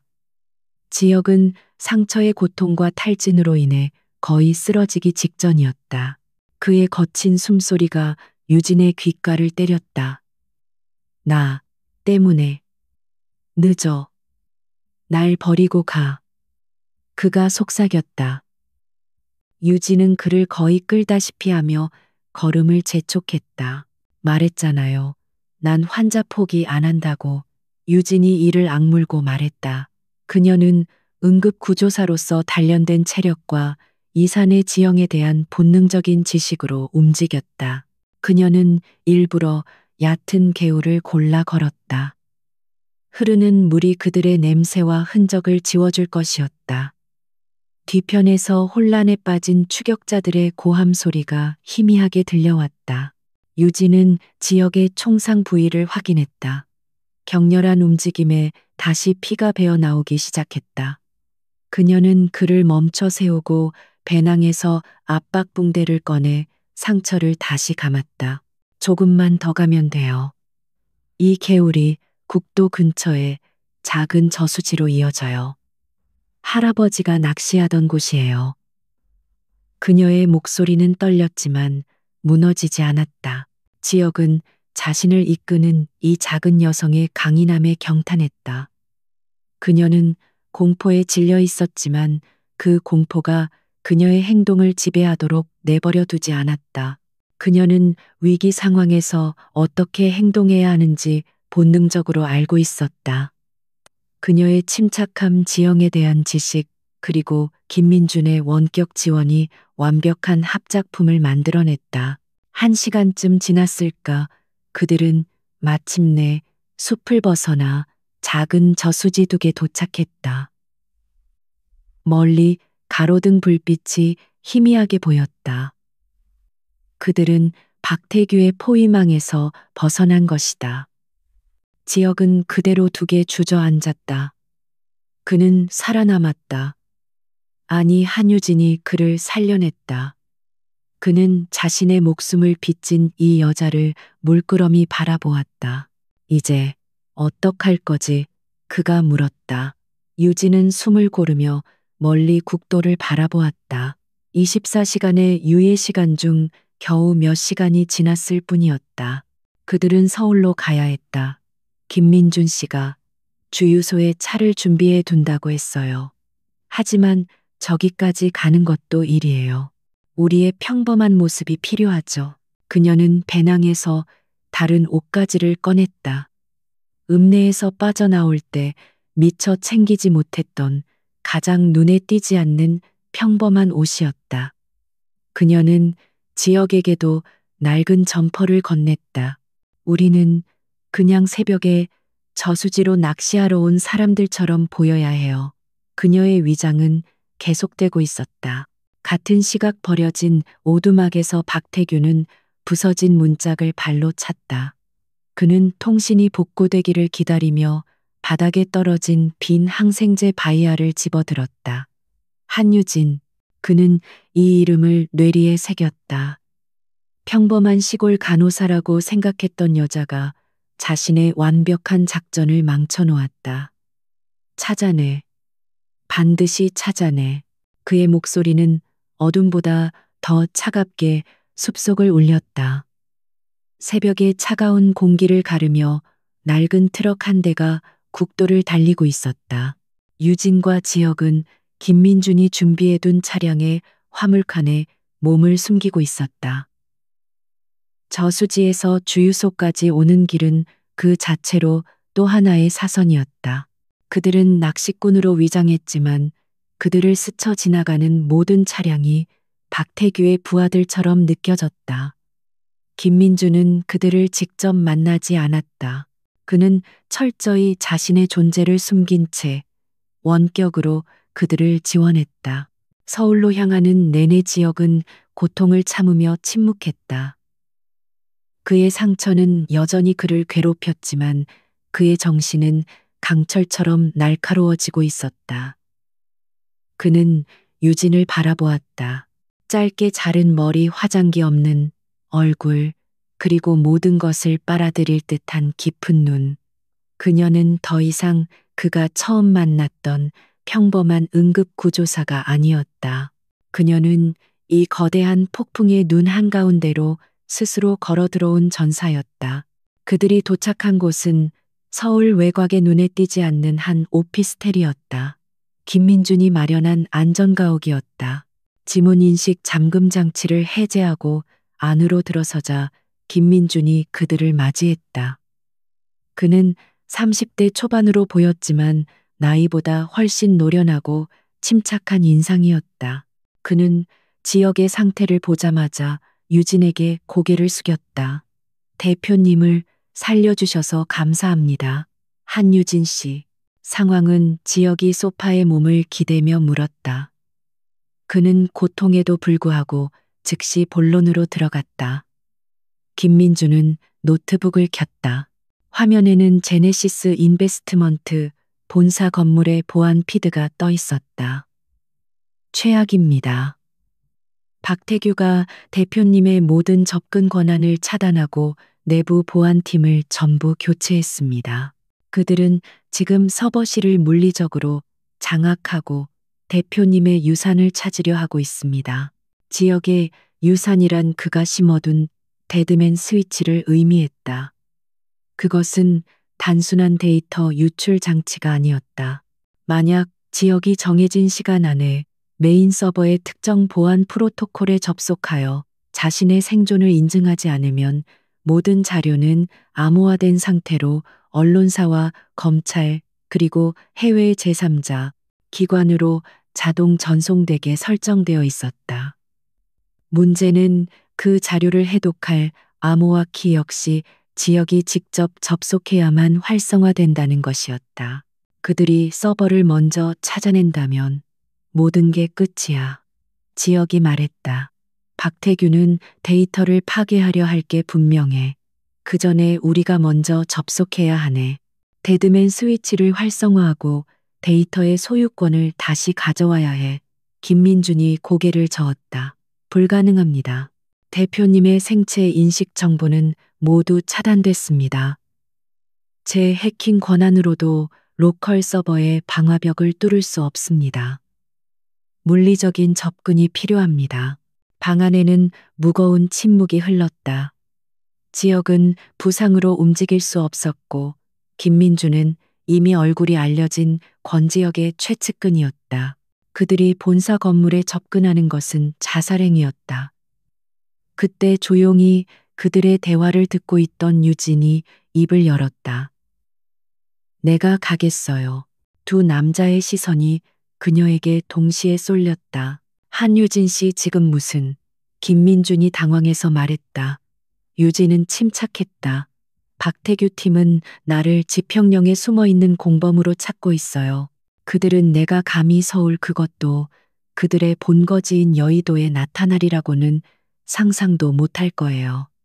그녀의 논리는 단순했지만 핵심을 꿰뚫고 있었다. 그녀의 평범함과 예상 밖의 행동이 그들의 가장 강력한 무기였다. 지역은 그녀를 만류하려 했다. 안 돼.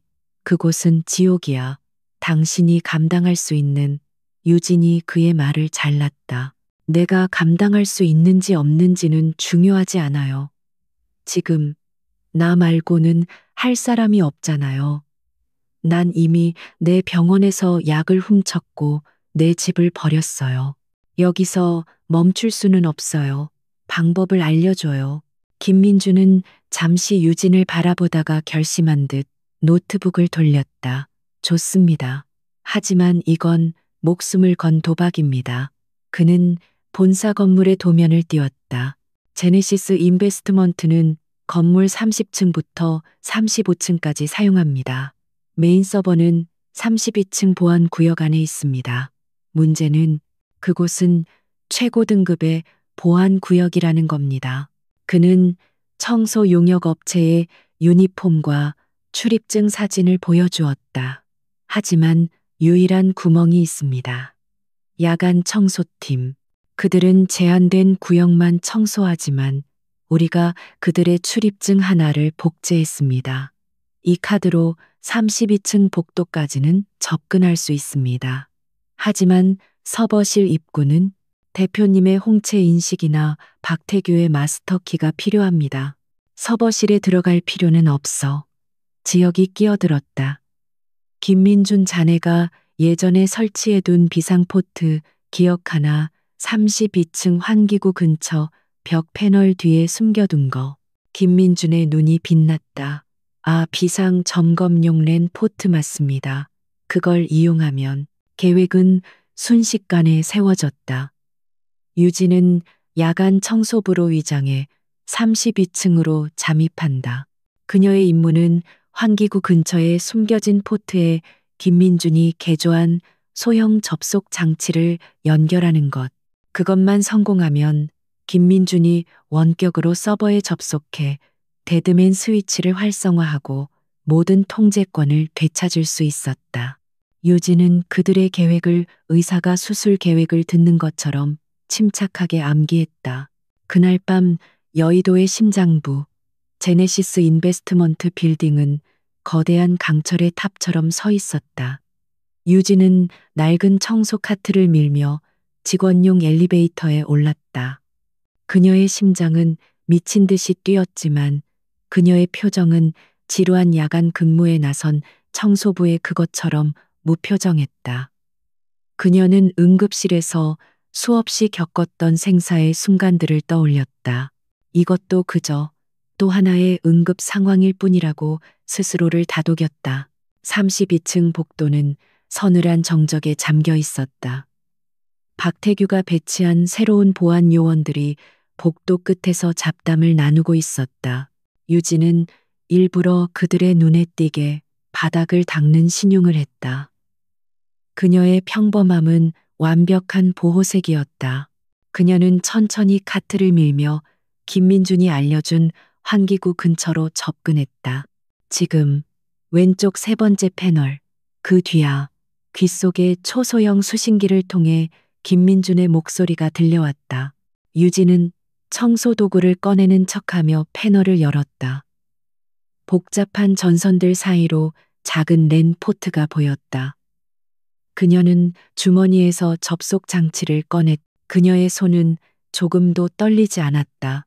바로 그때였다. 거기서 뭐 하는 거지? 얼음장처럼 차가운 목소리가 등 뒤에서 들려왔다. 유진의 심장이 멎었다. 그녀가 천천히 고개를 돌렸다. 박태규였다.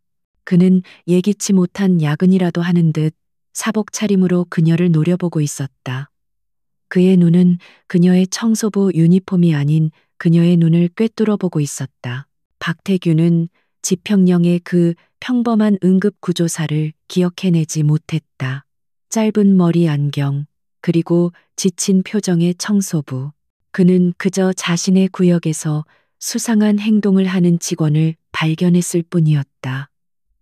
청소 중입니다. 유진이 일부러 어눌한 말투로 대답했다. 그녀의 손은 여전히 장치를 쥔 채 등 뒤에 감춰져 있었다. 박태규는 그녀에게 한 걸음 다가왔다. 그의 시선이 열린 벽 패널로 향했다. 여긴 청소구역이 아닐 텐데. 내 담당 구역은 어디지? 그의 목소리에는 의심이 가득했다. 유진의 온몸의 피가 차갑게 식었다. 그녀가 대답을 망설이는 순간 박태규의 주머니에서 휴대폰 진동이 울렸다. 그는 짜증스럽게 전화를 받았다. 뭐야, 지평령에서 흔적을 찾았다고 확실한 건가? 그는 유진에게서 시선을 떼고 통화에 집중하기 시작했다.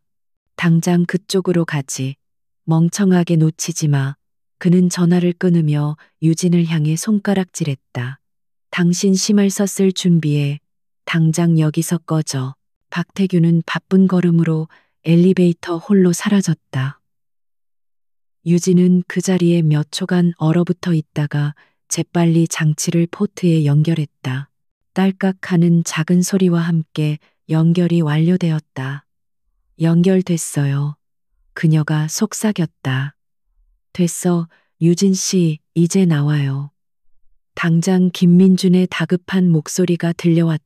유진은 패널을 닫고 청소 카트를 밀며 태연하게 그 층을 벗어났다. 그녀가 1층 로비를 빠져나와 차가운 밤 공기 속으로 걸어 나왔을 때 다리가 풀려 주저앉을 뻔했다. 그녀는 해냈다.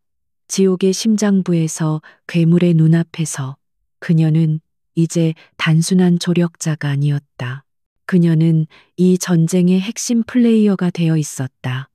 안전가옥의 문이 닫히자마자 한유진은 그 자리에 주저앉았다. 그녀의 다리는 더 이상 몸을 지탱할 힘이 남아있지 않았다. 방금 전까지 그녀를 붙들고 있던 강철 같던 긴장이 아드레날린과 함께 빠져나가자 지독한 피로와 공포가 한꺼번에 밀려왔다. 그녀는 박태규의 얼음장 같은 눈을 바로 눈앞에서 마주했다. 그가 자신을 알아보지 못한 것은 기적에 가까웠다. 유진 씨 괜찮아요. 김민준이 그녀에게 달려와 물을 건넸다. 그의 얼굴에도 식은땀이 흥건했다. 그는 원격으로 모든 것을 지켜보고 있었다. 유진이 박태규와 마주쳤을 때 김민준은 서버실의 모든 전원을 차단할 준비까지 하고 있었다. 유진은 물을 받아 단숨에 들이켰다. 그녀의 손은 그제야 미세하게 떨리기 시작했다. 연결. 됐어요. 그녀가 떨리는 목소리로 물었다. 김민주는 환하게 웃으며 자신의 노트북 화면을 가리켰다. 화면에는 제네시스 인베스트먼트의 메인 서버 구조도가 떠 있었고 관리자 권한 확보라는 녹색 메시지가 깜박이고 있었다. 완벽합니다. 당신이 괴물의 심장에 바늘을 꽂았어요. 이제 우리가 판을 움직입니다. 소파에 기대어 있던 권지혁이 눈을 떴다. 그는 유진이 돌아오기까지의 모든 순간을 숨죽여 기다리고 있었다. 그는 그녀가 무사히 돌아온 것을 보고 나서야 참아왔던 고통스러운 기침을 터뜨렸다. 하지만 그의 눈은 그 어느 때보다도 강렬하게 타오르고 있었다. 잘했소. 한유진 씨, 당신은 내 상상을 뛰어넘는 사람이오. 김민준이 키보드를 두드렸다. 박태규가 서버실에 접근했던 로그를 모두 삭제했습니다. 그는 당분간 우리가 시스템에 침투했다는 사실조차 모를 겁니다. 데드맨 스위치는 이제 우리의 통제하에 있습니다. 우리가 원하는 순간에 원하는 방식으로 터뜨릴 수 있습니다. 그들의 손에 마침내 방아쇠가 쥐어진 것이다. 한편 태영 그룹 본사. 박태규는 지평령에서 날아온 긴급 보고에 인상을 찌푸렸다. 한유진의 것으로 추정되는 흔적을 발견했다는 보고는 결국 또 다른 거짓 단서로 밝혀졌다. 그는 자신이 완전히 농락당했음을 깨달았다. 시골의 응급 구조사라고 생각했던 여자가 자신의 본거지인 여의도 빌딩을 제 집처럼 드나들었다. 그는 분노에 차 최민석 회장에게 보고했다. 그 청소부 한유진이었습니다. 변장을 하고 잠입했습니다. 서버에 접근했을 가능성이 있습니다. 최민석 회장의 사무실에는 지독한 침묵이 흘렀다. 최 회장은 박태규를 노려보았다. 그의 눈에는 사리가 번득였다. 내 빌딩 안에서 쥐새끼 한 마리를 놓쳤단 말인가. 박태규는 고개를 숙였다. 즉시 서버를 물리적으로 파괴하고 최민석이 손을 들어 그의 말을 막았다. 그는 자리에서 일어나 창밖을 내다보았다. 아니, 너무 늦었어. 그놈이 서버에 손을 댔다면 이미 백업을 해뒀겠지. 우리가 서버를 파괴하면 그놈은 그걸 빌미로 언론에 터뜨릴 거다. 마치 우리가 증거를 인멸하려는 것처럼 보이게 만들겠지. 최민석은 잠시 생각에 잠겼다. 그의 두뇌는 이 위기를 기회로 바꿀 방법을 빠르게 계산하고 있었다. 그의 오만함은 두려움을 몰랐다. 권지혁, 그놈이 내 뒤통수를 쳤어. 그렇다면 나도 공개적으로 그놈의 목을 쳐야겠다. 그는 비서를 불렀다. 긴급 기자회견을 준비해 내일 오전에 제네시스 인베스트먼트의 경영 부실과 CEO의 실종에 따른 긴급 경영권 인수 발표다. 그것은 최민석의 오만함이 빚어낸 최악의 수였다. 그는 권지혁이 데이터를 가지고 숨어 있다고 생각했고 자신이 먼저 선수를 쳐서 권지혁의 모든 사회적 지위를 박탈하고 그를 도망자로 낙인 찍으려 했다. 그가 공개할 데이터는 파산한 회사의 전 대표가 벌이는 음해 공작으로 치부될 터였다. 다음 날 아침 안정가옥의 TV 화면에 긴급 기자회견 예고 속보가 떴다. 김민준의 얼굴이 굳어졌다. 미쳤군. 최민석이 공개적으로 제네시스를 삼키겠다고 선언하고 있습니다. 하지만 권지혁의 얼굴에는 차가운 미소가 번졌다. 아니, 완벽해. 이보다 더 좋은 무대는 없어. 그는 유진을 바라보았다. 그는 자신이 이겼다고 생각하고 내 공개 처형식을 열고 있소. 전 국민이 지켜보는 앞에서 내가 가진 데이터는 아무런 힘도 없는 휴지 조각이 될 거라고 믿고 있겠지. 지혁은 힘겹게 일어섰다. 김민준, 박태규의 위치를 파악할 수 있나? 김민준이 즉시 추적 프로그램을 돌렸다. 박태규는 지금 전술팀 전원을 이끌고 태영그룹 본사를 빠져나가고 있습니다. 목적지는 인천입니다. 인천항 근처의 폐공장으로 향하고 있습니다. 그들의 움직임은 너무나도 신속하고 대규모였다. 최민석이 기자회견을 하는 동안 박태규는 다른 곳에서 무언가를 하려는 것이 분명했다. 덫이군. 지혁이 낮게 말했다. 최민석은 기자회견으로 시선을 돌리고 박태규는 우리가 숨어 있을 만한 곳을 급습해서 우리와 원본 데이터를 동시에 처리할 생각인 거야. 유진이 고개를 저었다. 아니요. 우리가 그들에게 거짓 정보를 흘린다면 어떨까요? 그들이 우리를 찾고 있다면 우리가 원하는 곳으로 오게 만들 수 있어요. 유진의 말에 지혁과 김민준의 시선이 다시 그녀에게 향했다. 그녀는 더 이상 그들의 보호를 받는 존재가 아니었다. 그녀는 이 작전의 핵심 전략을 제시하고 있었다.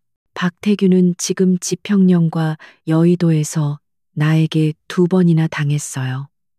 그는 지금 이성을 잃고 나를 잡는데 혈안이 되어 있을 거예요. 특히 내가 약한 고리라고 생각하겠죠. 그녀의 계획은 대담했다. 김민준이 박태규의 감청망에 일부러 잡힐 미끼 통신을 흘리는 것이었다. 유진이 오래전에 사용했던 지금은 정지된 그녀의 옛 휴대폰 번호. 박태규는 분명 그 번호를 감시하고 있을 터였다. 김민주는 그 번호로 마치 유진이 패닉에 빠져 실수로 전화를 건 것처럼 위장했다. 유진은 김민준이 연결해준 회선을 통해 미리 짜인 각본을 연기했다. 그녀의 목소리는 공포에 질려 떨리고 있었다. 안 돼. 오빠 나 너무 무서워. 그 사람, 권지혁이 인천에 무슨 백업을 찾으러 가야 한대. 폐공장. 제발, 나 좀. 통화는 일부러 중간에 끊겼다. 인천으로 향하던 차 안에서 박태규는 부하가 건넨 감청 기록을 들었다. 그의 입가에 잔인한 미소가 걸렸다. 한유진, 드디어 꼬리가 잡혔다. 그는 권지혁이 최후의 발악으로 물리적인 백업 데이터를 확보하려 한다고 확신했다. 그리고 그 약해 빠진 간호사가 공포에 질려 실수를 저질렀다고 믿었다. 전원 목적지 변경 인천항 폐공장 단지다. 이번에는 쥐새끼 한 마리도 살려두지 마. 박태규는 최민석의 기자회견 따위는 안중에도 없었다. 그에게는 권지혁을 직접 자기 손으로 잡고 그 빌어먹을 데이터를 회수하는 것이 자신의 실추된 명예를 회복하는 유일한 길이었다. 그는 전술팀 전 병력을 이끌고 인천의 폐공장으로 전속력으로 달렸다. 안전가옥에서 김민주는 박태규의 팀이 인천으로 방향을 튼 것을 확인했다.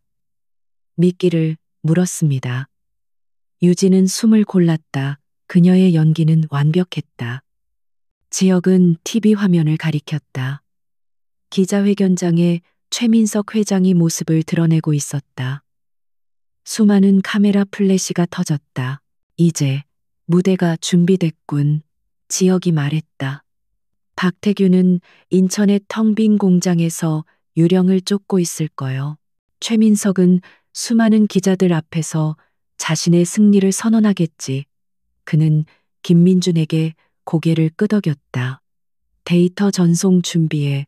그가 가장 행복한 순간에 지옥을 선물하는 거야. 유진은 TV 화면 속에 오만한 최민석과 그를 지키는 최소한의 경호 인력을 바라보았다. 박태규와 그의 주력 부대는 완전히 다른 곳에 가 있었다. 최민석은 스스로 자신의 방패를 멀리 던져버린 셈이었다. 모든 것이 그들의 계획대로 최민석의 오만함이 스스로 판 무덤으로 그를 이끌고 있었다. 서울의 한 대형 호텔 연회장, 태영그룹의 긴급기자 회견장은 수백 명의 기자들로 발 디딜 틈이 없었다. 대한민국의 모든 주요 언론사가 이 자리에 모였다. 최민석 회장이 직접 나서는 기자회견은 드문 일이었기에 그 무게감은 남달랐다. 연회장 전면에는 제네시스 인베스트먼트 경영 정상화를 위한 태영그룹의 결단이라는 거창한 현수막이 걸려 있었다. 최민석 회장이 단상 위로 올라섰다. 그의 얼굴에는 자신감이 넘쳤다. 그는 이 자리가 자신의 승리를 공표하는 축제의 장이 될 것이라 확신했다.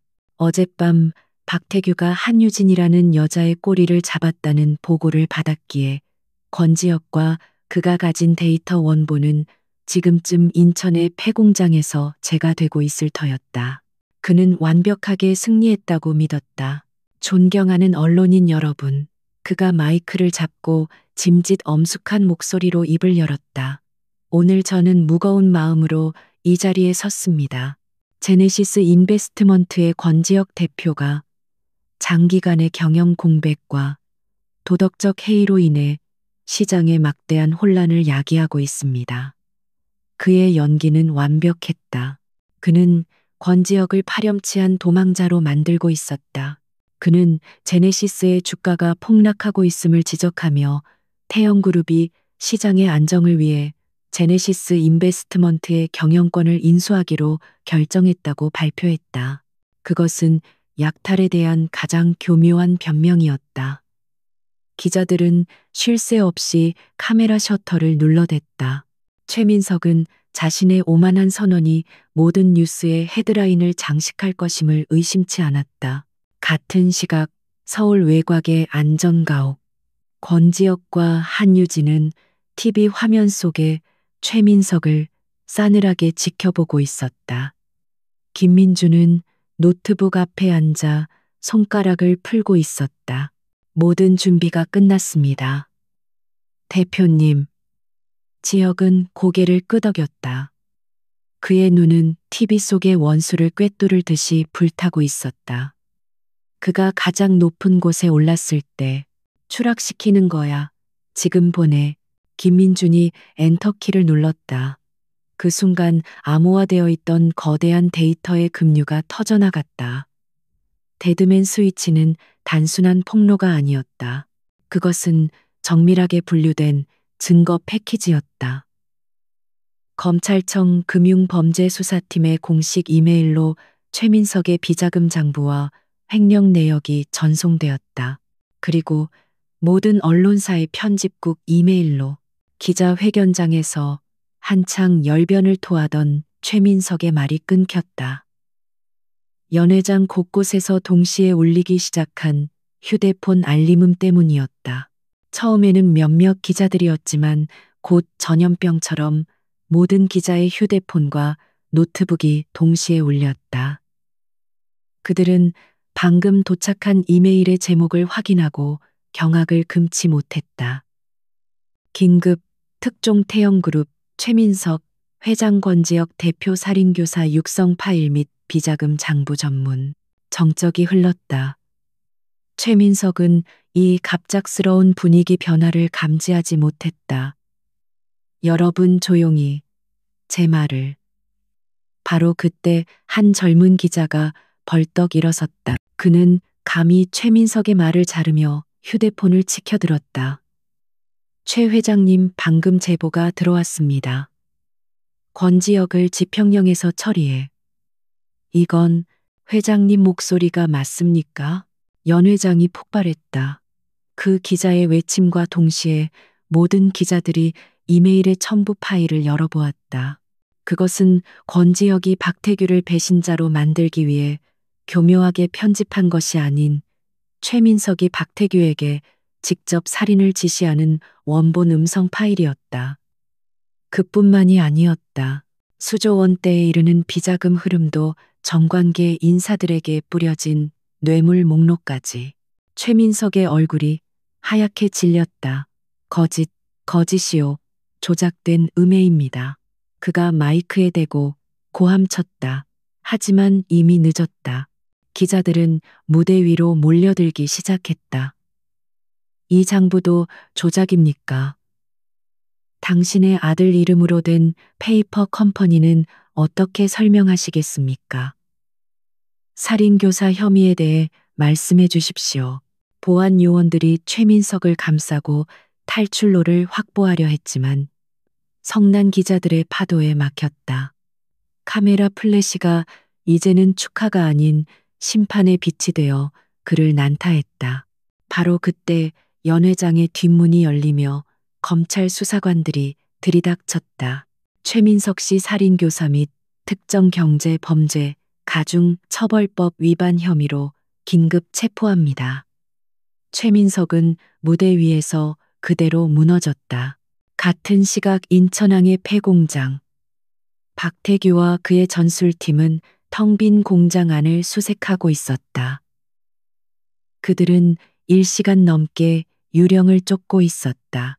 바닥에는 유진이 미끼로 던진 낡은 휴대폰 하나만 덩그러니 놓여 있었다. 박태규는 자신이 속았다는 것을 깨달았다. 지독한 분노와 불길함이 그의 등골을 타고 흘렀다. 실장님 지금 서울에서 한 부하가 태블릿 PC를 들고 달려왔다. 그의 얼굴은 사색이 되어 있었다. 태블릿 화면에는 최민석 회장이 수갑을 차고 끌려나가는 생방송 뉴스가 나오고 있었다. 그리고 그 아래 자막으로 속보 검찰 최 회장 살인교사 지시 음성 파일 확보, 공범 박태규 전무 추적 중. 박태규의 눈이 커졌다. 그는 즉시 자신의 휴대폰을 확인했다. 모든 언론사에서 그의 얼굴과 신상을 공개하며 그를 살인 청부업자로 보도하고 있었다. 그제야 그는 깨달았다. 권지혁이 자신을 미끼로 쓴 것이 아니었다. 권지혁은 최민석과 자신을 동시에 묶어 공멸시키려 한 것이다. 최민석은 이미 그를 꼬리로 자를 준비를 하고 있었다. 이런 개자식. 박태규가 포효했다. 그는 권지혁에게 그리고 자신을 버린 최민석에게 동시에 배신당했다. 서울로 돌아간다. 당장 그들은 미친 듯이 차에 올라타 서울로 향했다. 하지만 이미 모든 주요 도로에는 검문소가 설치되고 있었다. 박태규는 이제 대한민국에서 가장 유명한 도망자가 되어 있었다. 그는 완벽한 덫에 걸렸다. 서울 시내가 내려다 보이는 남산 근처의 한적한 카페. 한유진과 권지혁은 낡은 창가 자리에 앉아 있었다. 카페 안의 작은 TV에서는 최민석의 체포 소식이 반복해서 나오고 있었다. 그들은 이제 안전가옥을 벗어나 가장 평범하고 눈에 띄지 않는 군중 속으로 몸을 숨긴 상태였다. 짧은 머리의 유진과 낡은 점퍼를 걸친 지역은 그저 평범한 손님일 뿐이었다. 유진은 뜨거운 커피잔을 쥔 채 TV 속에서 무너지는 거대한 제국을 말없이 바라보았다. 며칠 전만 해도 자신을 죽이려 했던 산처럼 거대해 보였던 권력이 이렇게 허무하게 무너지고 있었다. 그녀의 마음속에는 기쁨이나 환희보다는 지독한 폭풍우가 지나간 뒤에 무거운 고요함이 자리 잡고 있었다. 권지혁은 창밖을 바라보고 있었다. 그의 10년에 걸친 복수가 끝났다. 그는 아버지의 원수를 갚았다. 하지만 그의 표정은 복잡 미묘했다. 그는 시선을 돌려 유진을 바라보았다. 이 모든 것을 가능하게 한 여자. 지평령의 빗속에서 만난 평범하지만 평범하지 않았던 그 여자. 끝났소, 한유진 씨. 그가 낮게 말했다. 유진은 그를 마주 보았다. 네, 끝났어요. 그녀가 대답했다. 하지만 두 사람 모두 알고 있었다. 이것은 끝인 동시에 또 다른 시작이라는 것을. 최민석은 무너졌지만 태영 그룹이라는 괴물은 여전히 남아 있었다. 그리고 그들은 이제 너무 많은 것을 알고 너무 많은 것을 저질렀다. 그들의 평범했던 삶은 영원히 돌아오지 않을 터였다. 태영 그룹의 몰락은 대한민국 금융계를 송두리째 뒤흔든 거대한 태풍이 되었다. 최민석 게이트는 연일 뉴스의 헤드라인을 장식했다. 수십 년간 쌓아 올린 거대한 제국은 권지혁이 터뜨린단. 하나의 진실 앞에서 모래성처럼 허물어졌다. 최민석은 구속 수감되었고 그의 오만했던 얼굴은 초췌한 죄수의 그것으로 변해 있었다. 인천항에서 필사적인 도주극을 벌이던 박태규 역시 검거되었다. 그는 최민석의 모든 범죄를 입증할 스모킹건이자 동시에 버림받은 사냥개였다. 검찰은 그의 입을 여는데 오랜 시간을 들이지 않았다. 그는 살아남기 위해 자신이 저지른 그리고 최민석이 지시한 모든 것을 낱낱이 불었다. 거대한 권력의 카르텔이 그렇게 막을 내렸다. 권지혁은 다시 제네시스 인베스트먼트의 대표 자리로 돌아왔다. 하지만 그의 일은 복수에서 끝나지 않았다. 그는 검찰의 출두에 증언을 마친 뒤 무너진 회사를 재건하는 더 힘든 싸움을 시작했다. 그는 최민석이 남긴 부패의 흔적을 도려내고 자신을 배신했던 내부자들을 정리했다. 그는 예전보다 더 차갑고 더 단호해졌지만 그의 눈에는 이전에는 없던 깊이가 생겼다. 한유진 역시 검찰 조사를 받았다. 그녀는 지평령에서 벌어진 모든 일을 자신이 본 그대로 증언했다. 그녀가 병원에서 훔쳤던 의약품들은 긴급 피난 및 정당 방위의 일환으로 인정받았다. 권지혁의 변호인단과 최민석이라는 거물을 잡는데 혈안이 된 검찰은 그녀를 기소하는 대신 핵심 증인으로 보호했다. 그녀는 영웅도 범죄자도 아닌 그저 폭풍의 한가운데를 뚫고 나온 생존자가 되었다. 모든 법적 절차가 마무리된 어느 날 저녁 권지혁은 유진을 만났다. 그들은 남산이 보이는 한적한 곳에 위치한 그가 통째로 빌린 작은 레스토랑에 마주 앉아 있었다. 빗속에서 처음 만났던 피범벅의 남자도 부상당한 환자도 아닌 완벽한 슈트 차림의 기업 총수 권지혁이었다. 유진 역시 평범한 일상의 옷차림이었다. 지혁은 그녀 앞에 검은색 벨벳 케이스와 서류 봉투를 내밀었다. 한유진 씨, 당신에게 내 목숨뿐만 아니라 내 모든 것을 빚졌소. 이건 당신이 평생 아무 걱정 없이 살 수 있는 최소한의 보답이오. 봉투 안에는 천문학적인 액수가 적힌 양도성 예금 증서와 서울 시내가 내려다 보이는 최고급 아파트의 등기 서류가 들어 있었다. 그는 그녀가 당연히 받을 것이라 생각했다. 그가 아는 세상은 그런 식으로 움직였다. 위험을 감수한 데가 목숨을 구해준 보상. 그는 그녀가 더 이상 위험하고 고된 응급실 바닥에서 일하지 않기를 바랐다. 그는 그녀를 자신의 안전한 성안으로 초대하고 싶었다. 내 재단에서 일할 수도 있소. 당신의 경험이 많은 사람을 도울 수 있을 거요.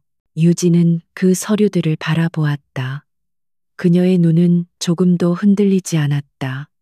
그녀는 며칠 전까지만 해도 상상할 수 없는 부와 명예를 손에 쥘 수 있었다. 하지만 그녀는 천천히 고개를 저었다. 권지혁 씨, 전 돈 때문에 당신을 구한 게 아니에요. 그녀의 목소리는 조용했지만 그 어떤 거절보다도 단호했다. 지혁은 당황했다. 그는 이런 반응을 예상하지 못했다. 하지만 당신은 모든 걸 잃었소. 집도 직장도. 내가 당신을 위험에 빠뜨렸소. 유진은 창밖의 도시 불빛을 바라보며 희미하게 미소 지었다. 아니요, 전 잃은 게 아니에요. 오히려 찾았어요. 그녀는 자신의 손을 내려다보았다. 약을 훔치고 상처를 꿰매고 접속 장치를 연결했던 바로 그 손이었다. 전 지평령의 그 빛 속에서 그리고 그 어두운 오두막에서 내가 누구인지 알게 됐어요. 전 도망치는 사람이 아니라 불구덩이 속으로 걸어 들어가는 사람이었어요. 그게 나예요. 그녀는 지역을 바라보았다. 당신이 제게 줄 수 있는 가장 큰 보상은 이미 주셨어요. 당신이 살아남았다는 것, 그리고 정의가 이겼다는 것. 그녀는 서류 봉투를 정중하게 지역 쪽으로 다시 밀어냈다. 전 돌아갈 거예요. 내 자리로. 어쩌면 지평령은 아닐지라도 누군가 죽어가는 또 다른 응급실로요. 그게 내가 숨 쉬는 이유니까. 권지혁은 한참 동안 그녀를 바라보았다. 그는 마침내 깨달았다. 자신이 구원받은 것은 목숨뿐만이 아니었다. 그는 이 평범한 여자를 통해 자신이 잊고 살았던 신념과 용기라는 가치를 다시 보았다. 그는 더 이상 그녀를 붙잡지 않았다. 그는 자신이 만난 그 어떤 재벌 총수나 권력자보다도 눈앞에 이 여자가 훨씬 더 강인하고 부유한 사람임을 인정해야 했다. 한유진 씨, 당신이 맞소. 그가 벨벳 케이스를 닫았다. 하지만 이것 하나만은 기억해 주시오. 당신이 어디에 있든 당신이 나의 데드맨 스위치요. 당신이 위험해지면 난 내 모든 것을 걸고 당신을 지킬 거요. 몇 달이 흘렀다. 서울의 한 대학병원 응급센터. 밤은 전쟁터처럼 바빴다. 한유진은 이제 이 도시의 속도에 완벽하게 적응해 있었다. 그녀는 지평령에서의 경력을 인정받아 더 크고 더 치열한 이곳으로 자리를 옮겼다. 그녀의 짧은 머리는 다시 조금 자랐고 동료들은 그녀를 가장 침착한 구조사라고 불렀다. 그녀는 더 이상 과거의 평범한 한유진이 아니었다. 그녀는 죽음의 문턱을 넘어본 사람이었고 거대한 악과 맞서 싸워 이긴 사람이었다. 그녀의 눈은 평범한 일상 속에서도 그 이면에 숨겨진 진실과 위기를 꿰뚫어 보는 듯한 깊이를 갖게 되었다. 그녀는 자신의 내면 깊숙한 곳에 강철 같은 힘이 자리 잡고 있음을 알았다. 한유진 선생 코드 블랙 한강 다리에서 오중 추돌 사고 환자 다수 발생 현장이 붕괴 위험이 있다는 보고입니다. 센터장의 다급한 외침이 응급실을 갈랐다. 모든 대원들의 얼굴이 굳었다. 또 하나의 위험천만한 현장이었다. 유진은 망설임 없이 구급차의 열쇠를 집어들었다. 그녀가 운전석에 올라타 시동을 걸었다. 붉은 경광등이 밤의 어둠을 갈랐다. 사이렌 소리가 심장을 울렸다. 그녀는 지평령의 그 밤을 떠올렸다. 빗속에서 발견했던 뒤집힌 세단. 공포에 질려 도망치고 싶었던 순간. 하지만 지금 그녀의 마음속에는 두려움이 없었다. 오직 환자를 구해야 한다는 불처럼 뜨거운 사명감만이 존재했다. 출동합니다. 그녀가 무전기에 응답했다. 그녀의 목소리는 차분하고 단호했다. 구급차는 총알처럼 어둠 속을 뚫고 달리기 시작했다. 그녀는 또 다른 위험 속으로 또 다른 생명을 구하기 위해 자신의 힘을 완전히 받아들인 채 거침없이 핸들을 돌렸다. 그것이 그녀가 선택한 폭풍 뒤의 길이었다.